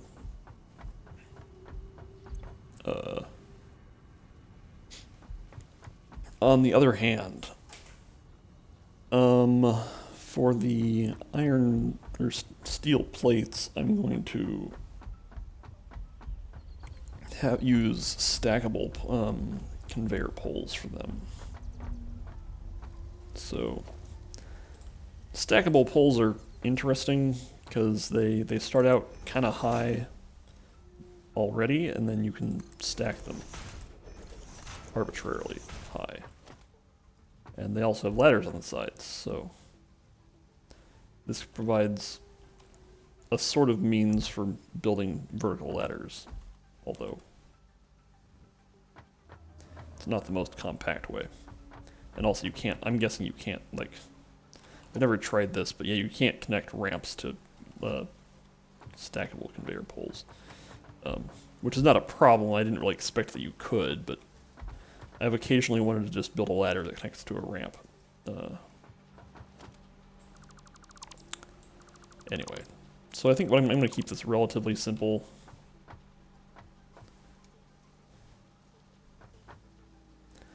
One thing, let's hotkey this, let's just put it on 4, is that if you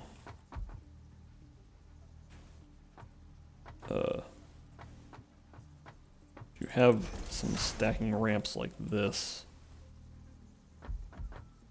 you actually have belts between them, and then you actually stack up here. Sometimes it can be difficult to get the angle on the upper one. Like, okay, this is manageable, but like, how many times can I repeat this before it gets weird? I guess this is fine. Like, when you're standing over here, there are places where you can stand where it's a little bit obnoxious to actually reach the, Yeah, actually, this is... I've had some problems before, but maybe I just need to get better at it. Yeah, let's just say that's what's happening. Okay.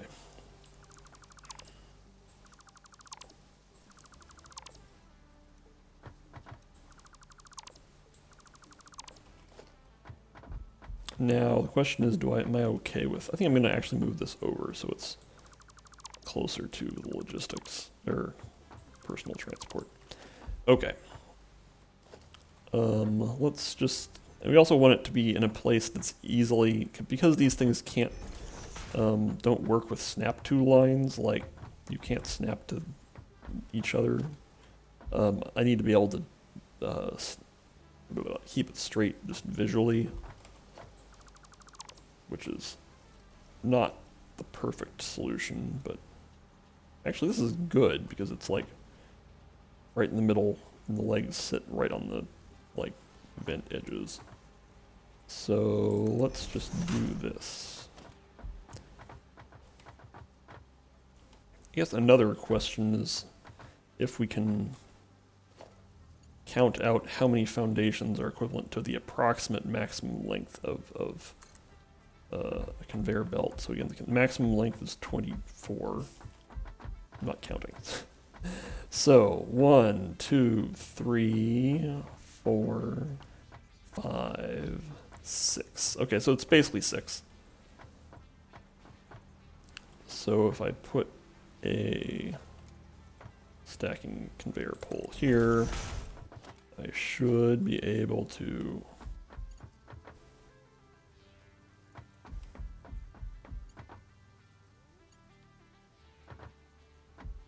The one thing about stackable conveyor poles is that, like, at a distance, knowing if you're on the right snap point, when you have a blue hologram on a blue sky, is a little bit of a challenge. Okay. So I can do this. So, 1, 2, 3, 4, 5, 6. 1, 2, 3, 4, 5, 6.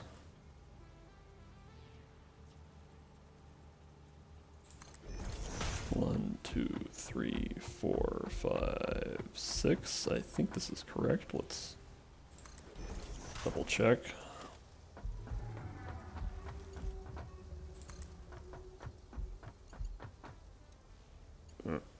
Yep. 1, 2, 3, 4, 5, 6. Welcome to Counting Out Loud Simulator. 1, 2, 3, 4, 5, 6. Okay. Now, I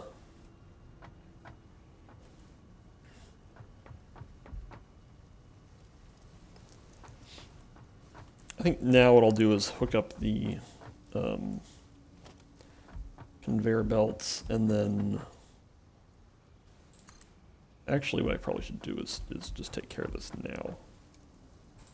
Okay, so to get the output down there, I have to do some interesting stuff. So if you want to send things up vertically on a conveyor, you can anchor a conveyor to the ground and go up. That's straightforward. If you want to send things down, like I want to do here, because I want to have items moving off of the edge here down that way, things get a little bit different.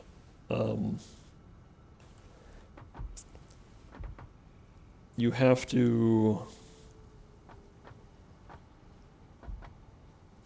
This power pole's a little bit obnoxious, but then it was my own decision to put this here. So if we put a stacking conveyor pole like here,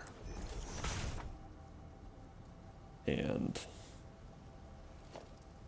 then so if we want to have a conveyor lift go down, we have to anchor the top first. I think this will do what I want. We'll find out. So this is difficult to see, but yeah, let's do this. All right. So conveyor lifts down have to be anchored from the top first, which is comparable to, which is how they solve this problem. So like conveyor lifts up are anchored from the bottom first. There's no like, because alternatively, like if you put a conveyor here, like you can't go through the floor. It's not allowed. You can go up, but you can't go through the floor. And you can't say I want to have a conveyor lift start in empty space here and go down. Like you can't start conveyors from empty space. Not allowed. Okay.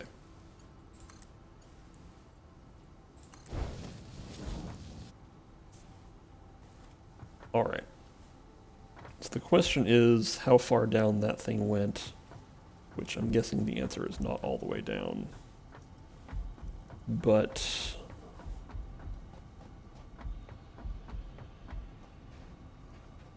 I don't need it to go all the way down. Let's just, I think I can do this from the ground. Actually, I think what I'll probably do now is just build a tall, normal conveyor pole.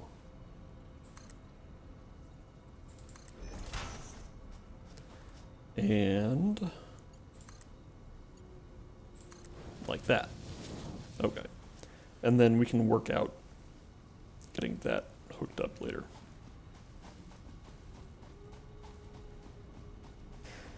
All right.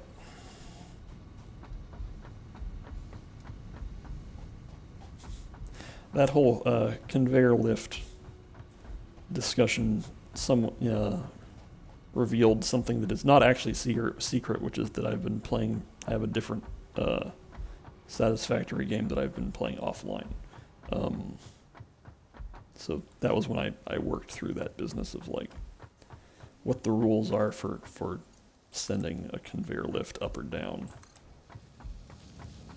But once you know the rules are reasonably intuitive, so it's fine.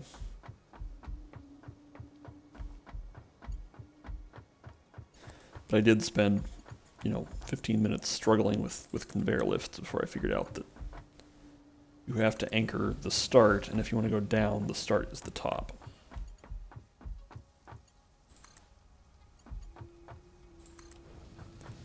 Which are the same rules for normal conveyor belts. Most of the time. Okay, so if I just put another stacking conveyor here. Okay, so I actually can put stacking conveyors on. I'm probably going to need, let's see how the math works out here. Let's actually just do this the traditional way. Let's see how it handles diagonals. Like, that's about the maximum length here. So I'm going to build this conveyor belt and then count how many ramps it went up. This is 1, 2, 3, 4, 5. Okay, so it actually is respecting geometry approximately because, like, you could do some Pythagorean nonsense to calculate it, but like it can't go out to here because I think because ramps are by definition the same horizontal dimension of a normal foundation, but they have also a ramp on them. So anyway, triangles.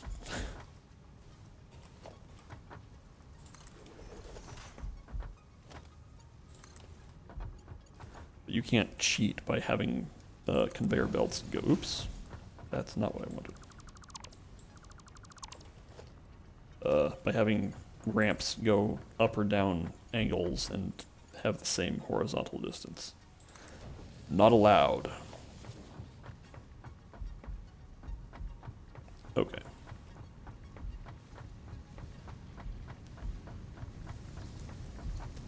Alright, so this container, do I want to have it just stay a container?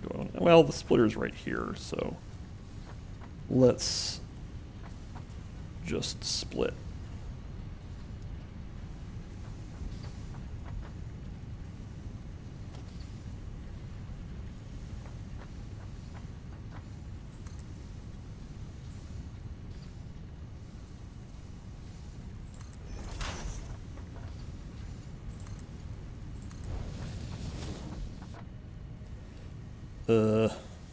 This could get kind of messy. I think in the event that I want to build more foundries, and I probably will, I'm going to have this go in an approximately straight line.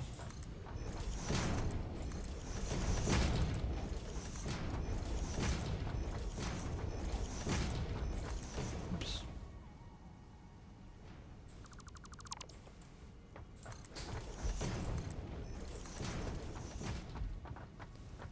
All right. So here.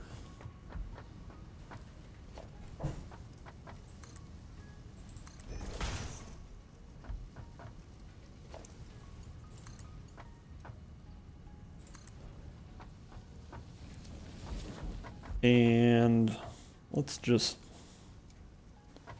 have this turn a corner here. This might get kind of messy sometime in the future. That's all I need to say about that.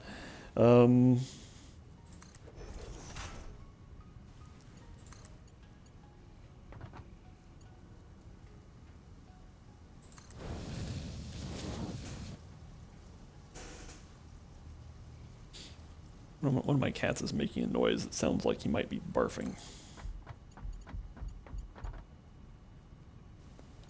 But he's not the type to barf very much, so he'll probably be fine. I'll check on him later. Alright. Wow, there's some weird stuff going on there. Which is kind of weird because this is a very conventional belt. So maybe it's just being at a distance. Yeah, I think it's just some sort of rendering business. I think I'm a little confused as to why the density here is. Oh. I upgraded this to Mark III, then.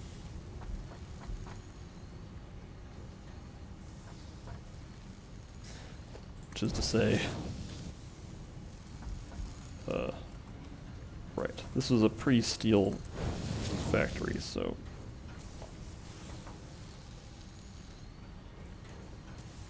Also, it's just not making them very fast. Okay. Alright.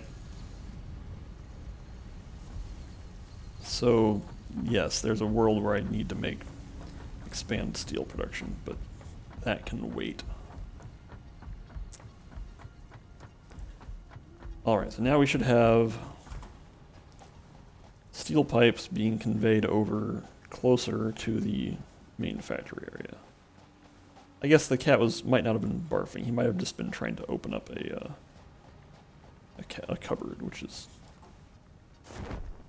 pretty standard cat behavior. Did I mean to go this far? I don't know.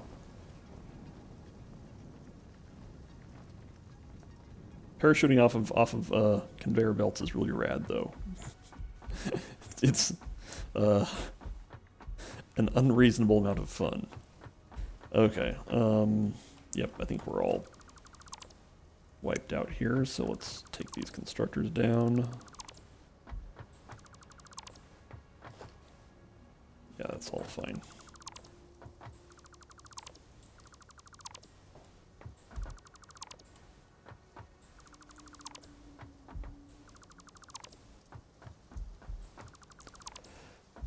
Okay, so now I can finally dismantle the rest of this factory and rebuild it.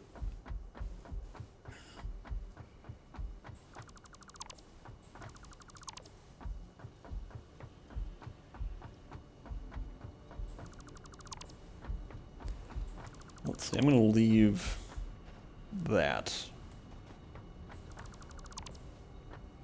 particular bit of conveyor belt, but take down most of this other stuff.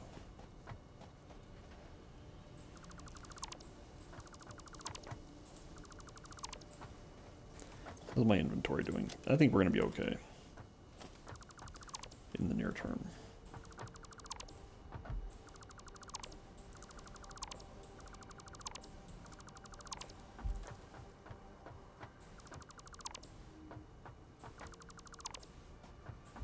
Alright, so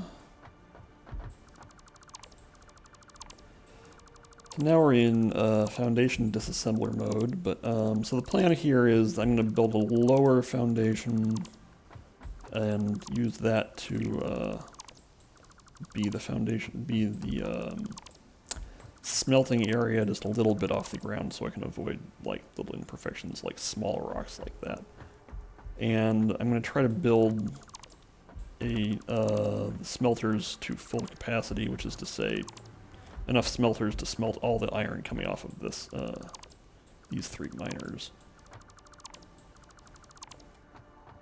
Which should enable for pretty high capacity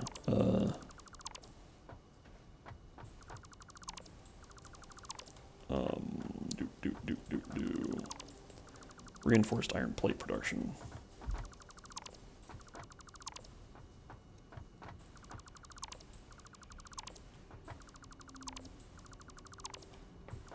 Yeah, let's take down all these poles.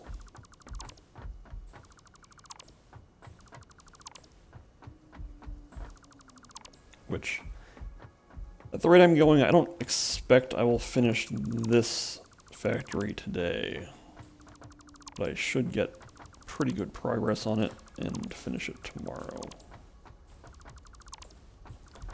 I have no particular morning obligations tomorrow, so I might be streaming Satisfactory for a while.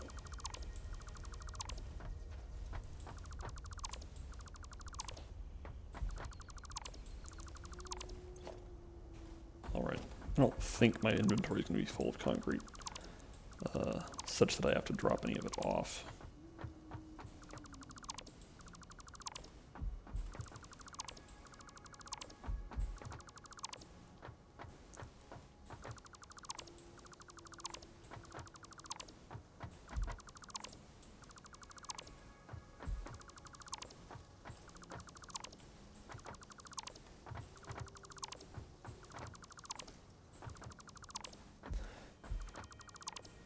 Alright, almost done with this, he says. I don't know how almost done I actually am, but I feel like I've done most of it. This power pole, I think I'm just going to disassemble it because it doesn't go anywhere important right now. Yep.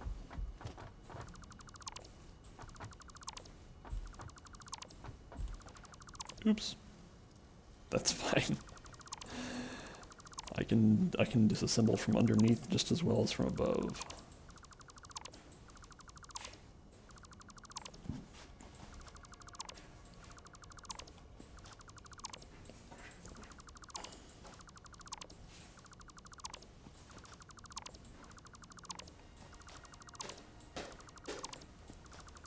Okay, how do I feel about the elevation being just one ramp up?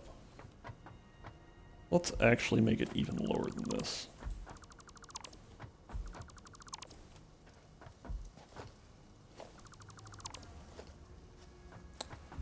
I'm going to make it a 8x2 ramp.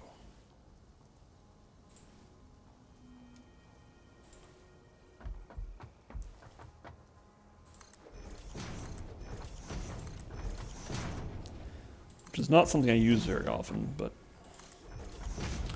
my intention is to build a lot of stuff up above this, so I kind of want to make it not super high. Okay.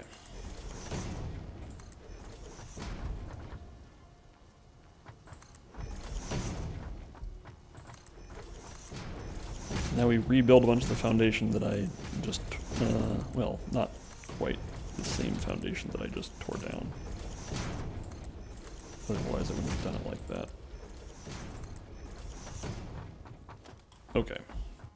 This is possibly wider than I need it to be. Alright, so we have to think about this because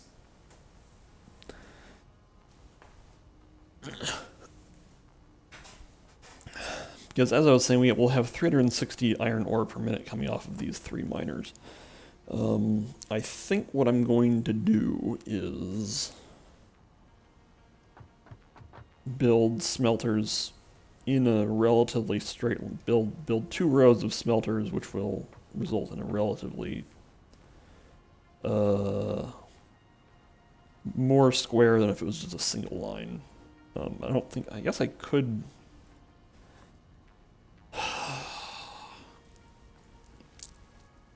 Yeah, okay. I have a plan. This is going to be a little bit goofy, but since let's see. Yeah, my brain is now in the mode where I am thinking about spatial reasoning so much that I can't really form very coherent sentences. I think it'll make a little bit more sense if I start doing it. Okay.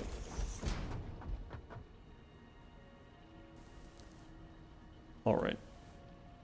So I want to have enough space here, so I don't want to have any smelters starting before, like, here. Because the iron ore is going to come down this way, go into the smelters, and then come out and then go back that way. And so eventually I'm going to also have, like, ramps up to the next level, starting over here probably. Okay, so if I have let's see, let's rework quick bar a little bit and put splitters back on. Oops. Did I want them there? I don't know. Probably not. Let's put them there instead so we can have conveyor poles still. Okay. Okay, so let's assume we have an iron ore splitter here. And let's queue up, what was it, 12? Yeah, 3 and 60 divided by 30 is 12. So, 12 smelters. Wow. This is going to use up almost all of my iron rods. That's fine.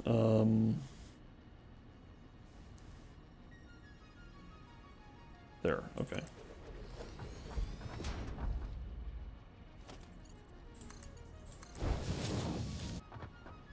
So you're making iron ingots. Alright, let's go get some more iron rods because I'm going to need them.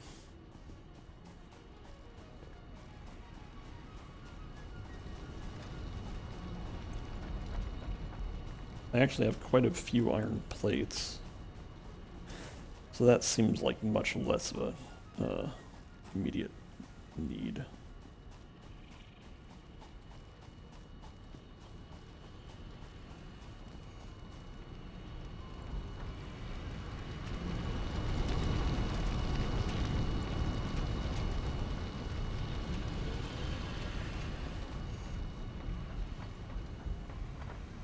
Not here.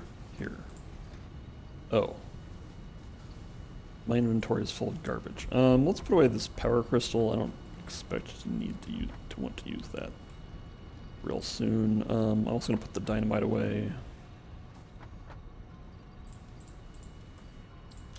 I'm carrying a single solitary iron ingot for some reason.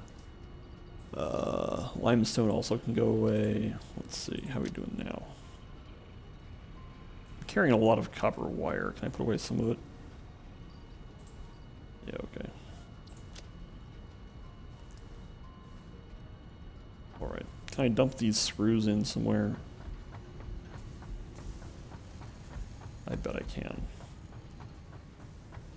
Carrying screws around is a little bit goofy because you don't actually need them for buildings. Oh. I, in fact, cannot dump the screws in somewhere. Oh well. I'm just going to throw them away because I'm impatient. How are we doing? No, not bad.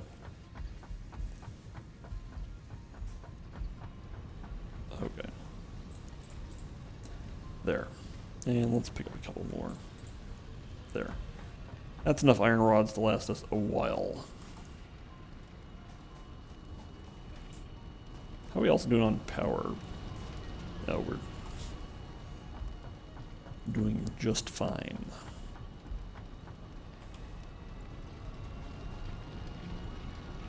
Okay. Meanwhile, back at the ranch, okay, so I'm gonna get the basic layout for this set up and then expand it. So we want mergers pointing this direction. And then I'm gonna have another smelter on the other side feeding into it.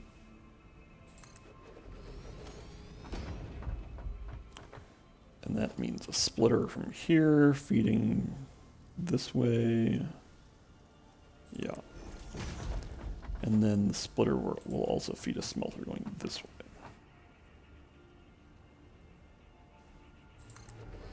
And then a merger feeding the output pointing this way. There. Okay. So this will be the basic setup, and then I'm just going to extend this 3 or 4 deep going that way, and that'll be 12 smelters. The way I'm going to do this is We'll have a merger going. Let's see, can I line this up actually?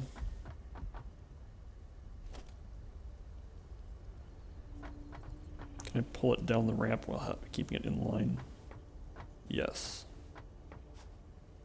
Well, almost.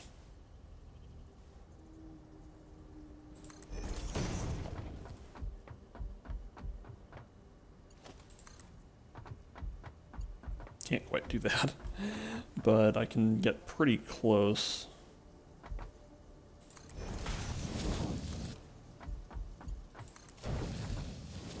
How does that look? Yeah, that's good. And then pretty comparable thing happening over here. Actually, I'm gonna rotate this miner.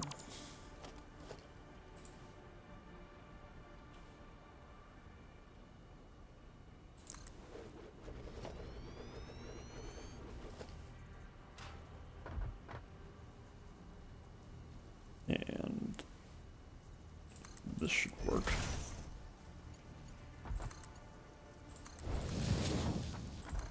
Okay.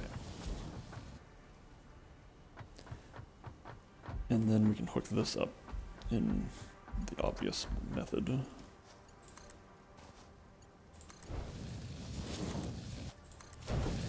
There we go. Okay. So let's just get the source and what am I talking about? Oh, right. Also, we should tell all these things. These are making iron ingots, so I need to tell them to do that. Alright. We're definitely in the mode of trying to do several things at once here.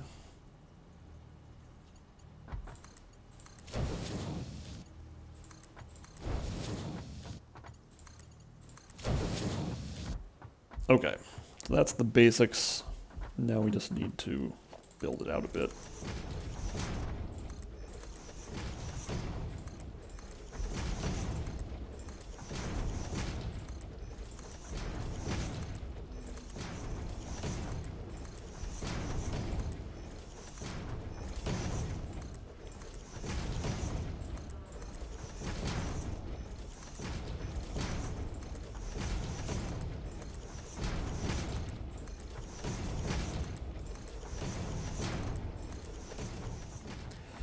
And once I get this built out, I'm probably going to have to do some math to figure out how I want to split iron output between plates and rods. Whoops. This might not be quite as ideal as I want it. Okay, so this one is facing this way.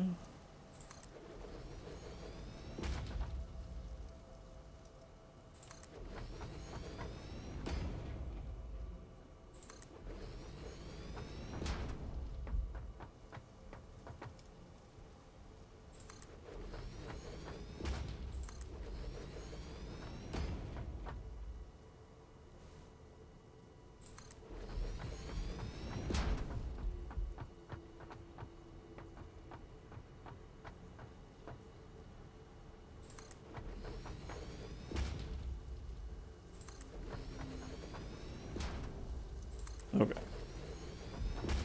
Now let's tell them all to make iron ingots.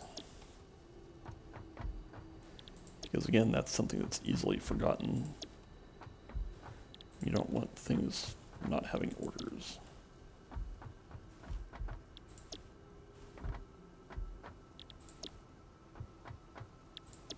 Okay. Alright, so this is a splitter row.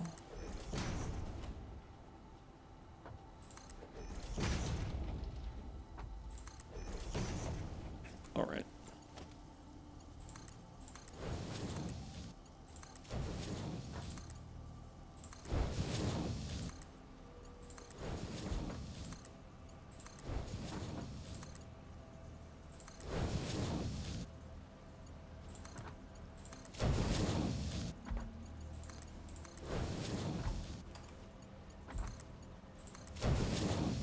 There. Okay, and now we need to configure the output stream on this side.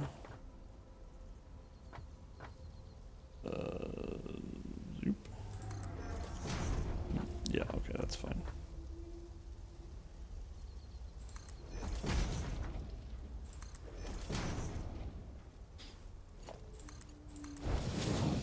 Ooh.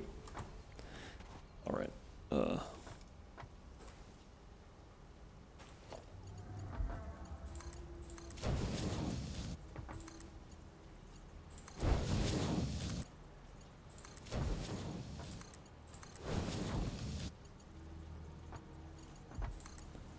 Okay. And then I think we just have to, okay, so that's input, this is output. So mergers here, pointing that direction, yes.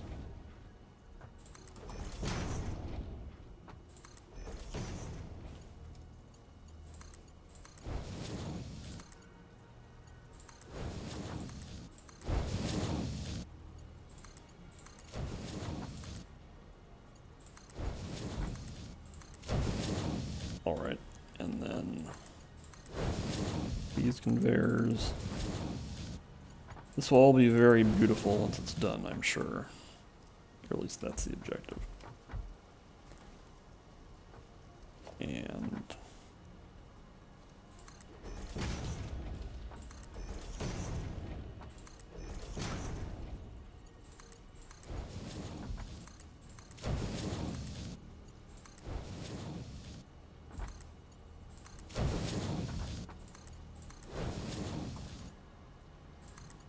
okay. Then we will need power, but I'm not bringing power in until I have the output belts configured the way I want them. All right. So now let's get an observation tower and consider our options.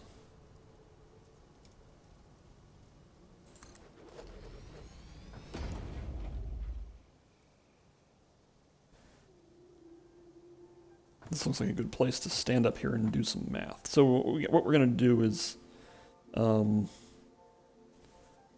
build another level, although...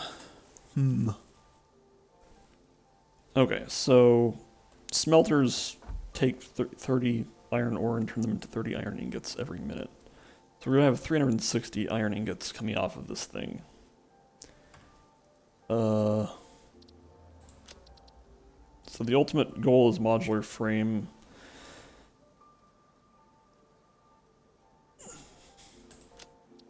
Made from reinforced plates and steel pipes.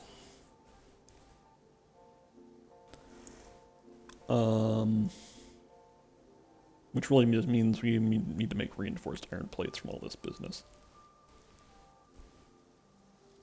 Which means I think we just want, as we did over there, we want half of this production going into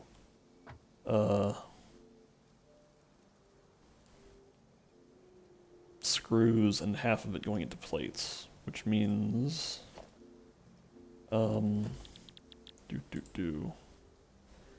if we have 180 ingots going into plates and 180 ingots going into screws,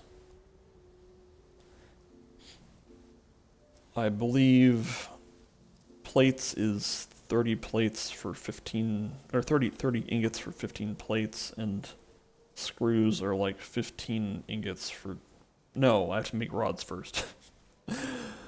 Oh boy. There's like, let's remember some arithmetic here.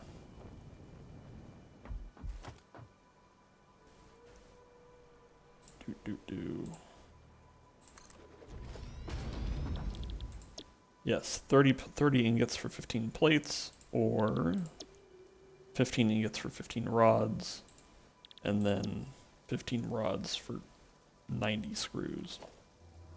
Okay.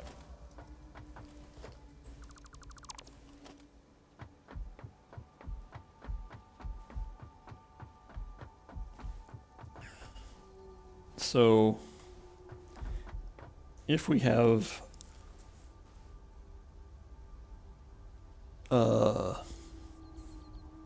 twice as many, this is kind of weird.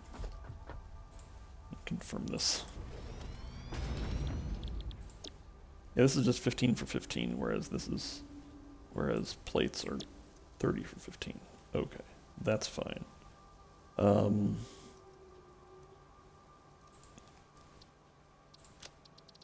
Plates are 4 plates for 24 screws. This is a lot of arithmetic. I'm tempted to break out Excel, but I'm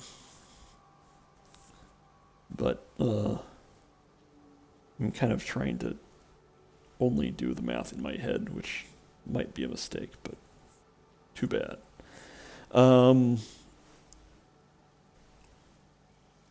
So 4 plates are the equivalent of 8 ingots, because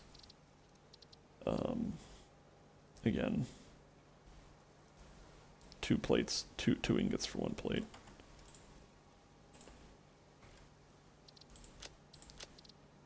"24 screws are the equivalent. It's 15 rods for 90 screws, and rods are 1-to-1 with ingots. So 90 divided by 15 is 6. So it's 1 rod for, I mean, the number's right there on screen, actually. 1 rod for 6 screws. So 24 screws is equivalent to 4 rods, which is equivalent to 4 ingots. So actually what's happening here is we have 8 ingots going into plates, 4 ingots going into screws. That's an interesting implication.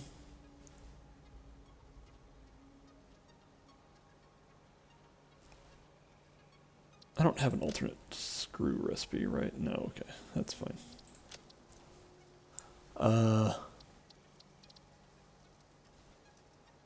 Given that, that sort of implies that I want equal numbers of constructors making plates and rods. Is that right? That doesn't quite sound right.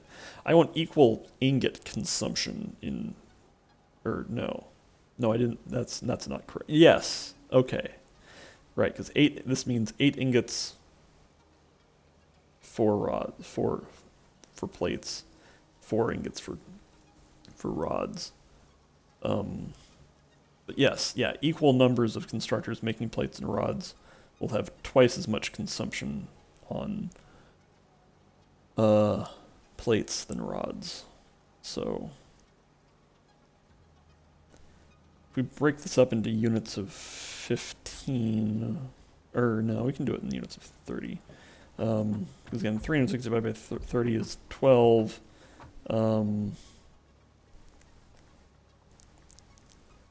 12 divided by 3 is 4. Actually, a better way to think about this is this output which has 2 smelters working on it, will go into iron plates. This output will go into iron rods, and both of them will be built to capacity, which is to say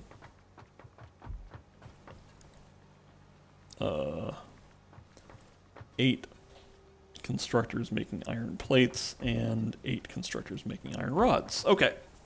All right. That was very complicated and probably also has errors, but that's fine. I'm just going to build it and see what happens. Now, one outstanding question that I had was whether I want to use this space here for anything. And I think I might use it for iron rod construction, and then the next floor up will be iron plate construction and screw construction. And then that will feed into reinforced plate construction. Okay.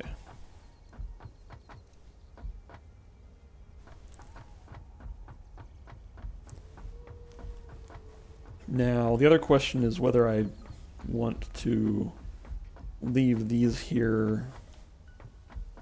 And I think make it so that I can expand smelter capacity here. And I think I don't need to do that.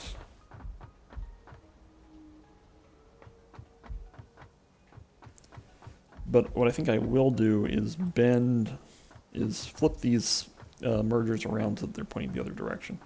And then, so I don't have to loop rod production around here. Okay, this is fine.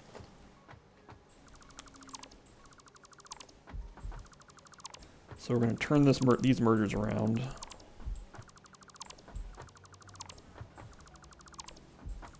I've been picking up the belts coming off the things, but can I like just snap onto here? I don't know if this is quite doing what I want.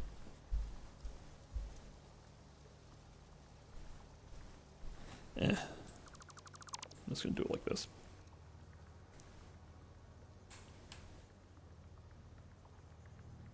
Okay.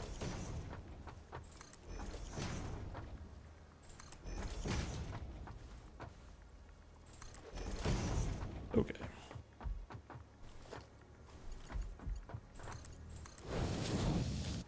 Oops.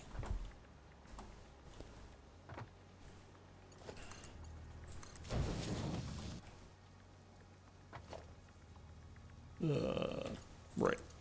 Okay.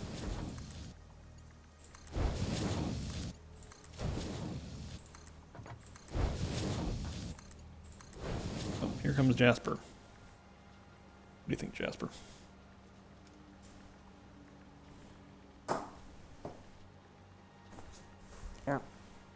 Here's Jasper. Come here, you cat. Oh, you want to go up here? Yeah, I think you'll be more comfortable up there. Okay.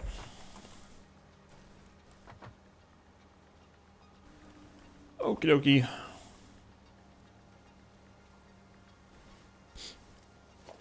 So if we have a splitter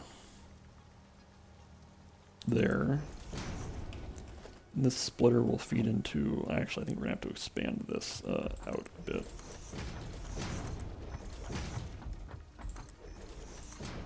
This might be a little overkill, but that's fine.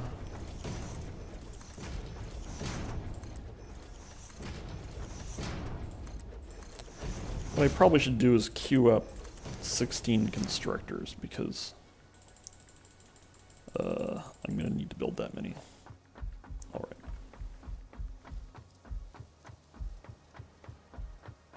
Okay, so we're going to build 8 constructors that way. Let's see how well that fits. Actually, do I want to split it? This is a question. Do I want to have it be 4x4 instead of just 8 in a line?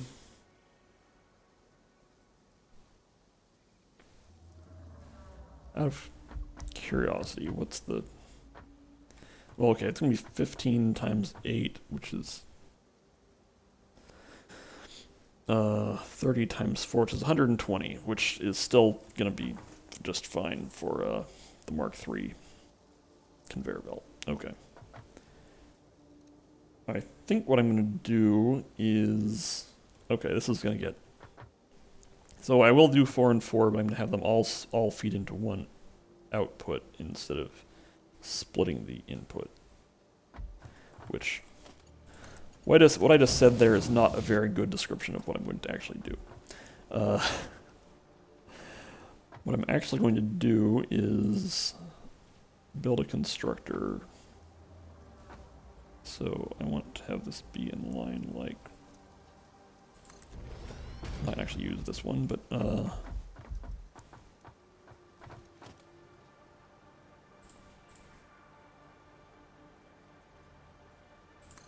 okay.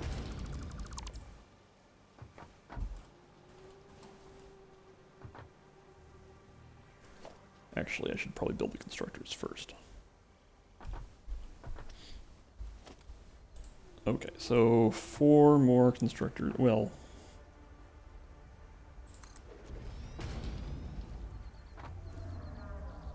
do. Yeah.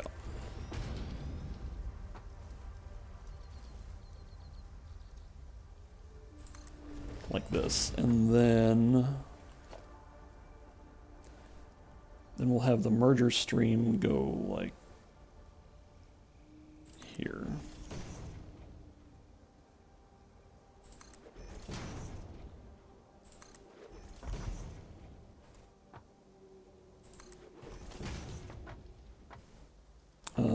And now we will have, let's see. If I build foundations out there, will that rock get in the way? No, we're good.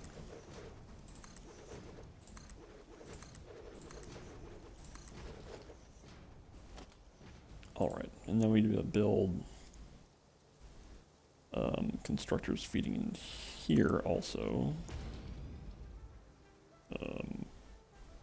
There.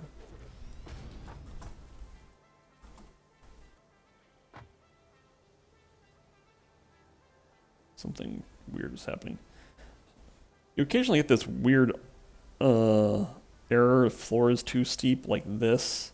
I think what's happening is that part of the constructor is like running into a seam on the foundation, but it doesn't seem like it should happen. Like foundations should be flat, but it's not a problem now, but one of these days it may be. Okay, so then, well, we'll handle this business later. Well, okay, I can build splitters here.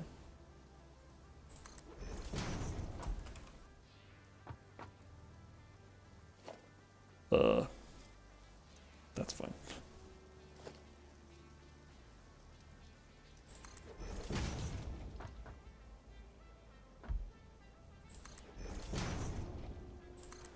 Okay, I think I've done everything that well, I can build some belts. I want to take a minute and give these constructors orders.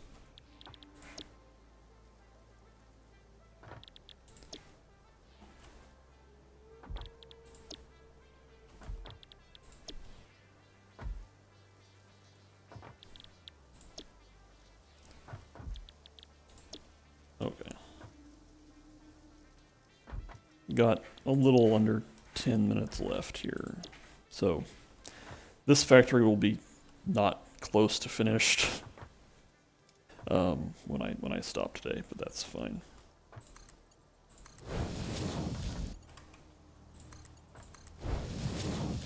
Okay.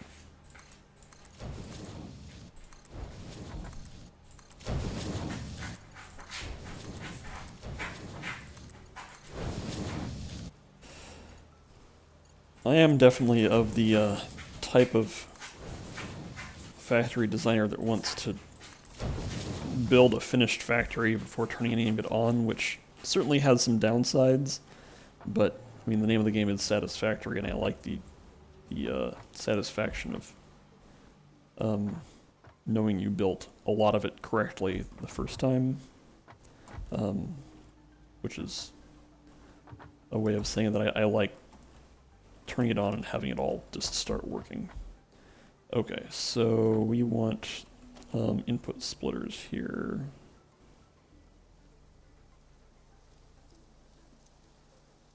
Yeah.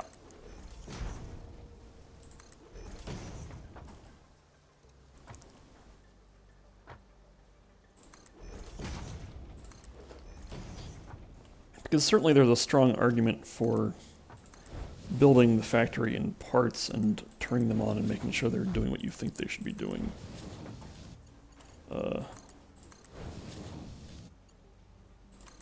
But that's not how I like to play the game, so got all that. Now this stream here is going to go over here. Let's see, where do we want the corner to be turned?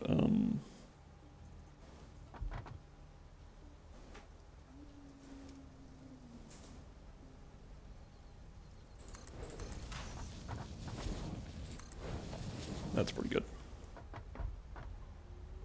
Now we have all the output belts here and all those input belts, and now I'm going to need to get these input belts hooked up.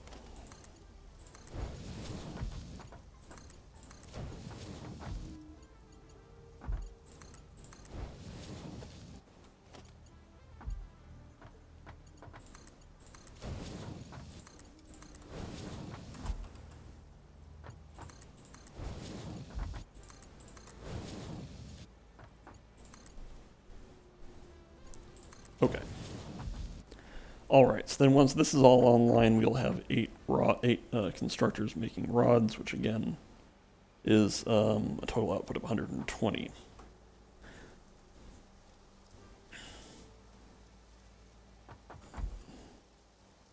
So now let's go back up on our observation tower and oops.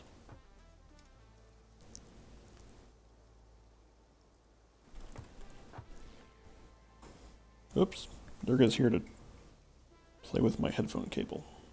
Cut it out. Sorry, Durga. I know I'm very boring. I won't let you chew on my headphone cable. Alright, so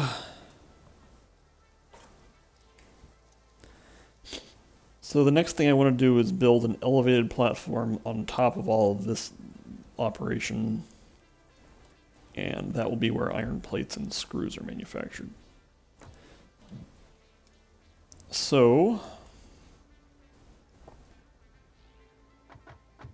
from here I can actually do this.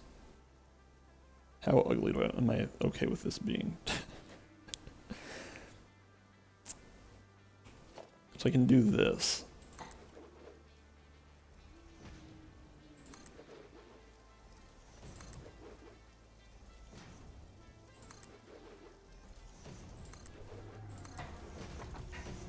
Okay. Do I want it higher than this? Oh. Her is in the mood to kill things. Sometimes I let her fight with my hand, which is not healthy for my hand, but she knows the drill and she doesn't try to get too violent about it. But I'm trying to wrap up this dang stream here, so okay, do I want it higher than that? Let's head down here and take a look. I think this will be good, because I can do this.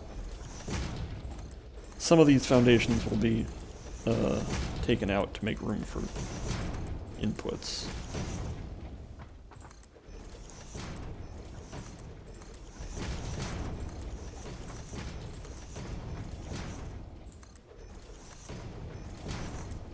Okay. And actually, I'm going to take off the ramp now. Take off the concrete ramp and replace it with a more traditional walkway. Yep. Here's Durga. Durga really wants to play with the headphone cable. Sorry, cat. Durga, do you have another toy? Well, anyway. Okay, where's a good place for this? So, for the time being, I can get up here via the observation tower, so let's just consider. So, the output from these smelters is going over there, and we're going to need the output from these is right here, the rod manufacturers, rod constructors. So we're going to need, then this is the output from these smelters, so if I punch a hole here, that'll like remind myself that that's going to be an ideal place to put the conveyor lift.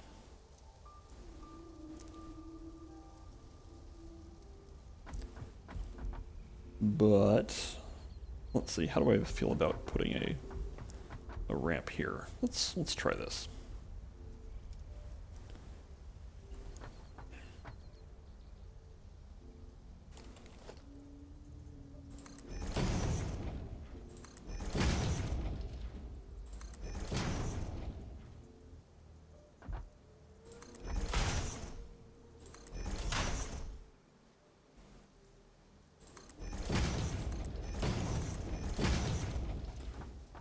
Yeah, this is good. Okay.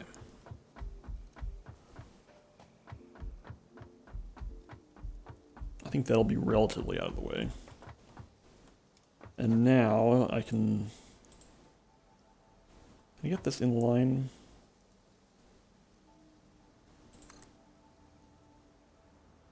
This may not be the final location for this, but let's just check this out. Oh, that's not in line. Crud. Let's try again. There.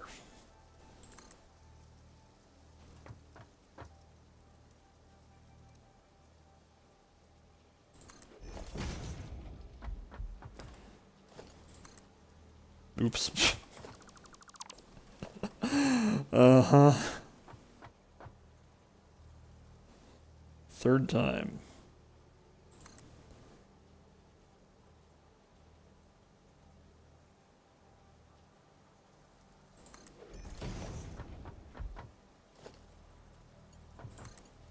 There we go. Okay.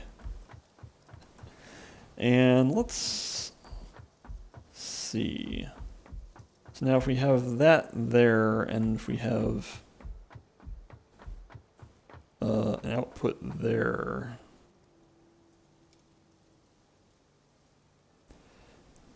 I can actually have this output coming up pretty much anywhere. So I might like move it over to here, and then I think it's probably time for me to put it to bed. I'm going to do a very preliminary kind of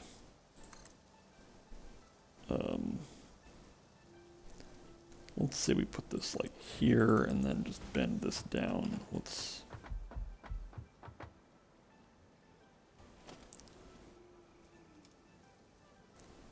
punch a hole here. Actually, let's do this and then stand over here so I can get this in line. Actually. So this is not going to be a permanent location necessarily, but just for my own reminder, since tomorrow when I come back I may not remember what was going on. Is that too long? Oh, great. Okay. So now we have rods coming up here and ingots going up there. And that'll be where we stop for the day. So this is very productive. We have a very elegant factory starting to take shape over here. And hopefully we can finish it tomorrow. Let's wrap up by looking and checking to see how many motors we've produced. And also injure ourselves on the ground. But none. Let's see if this is a problem I can fix in under 2 minutes. Ah, the problem is that I have not hooked up the output.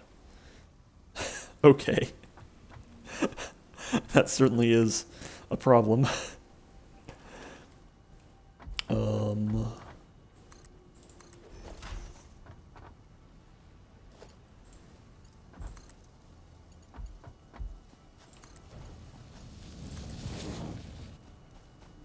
Can't afford. Oh no, I'm out of steel. Okay. I'm willing to fake it.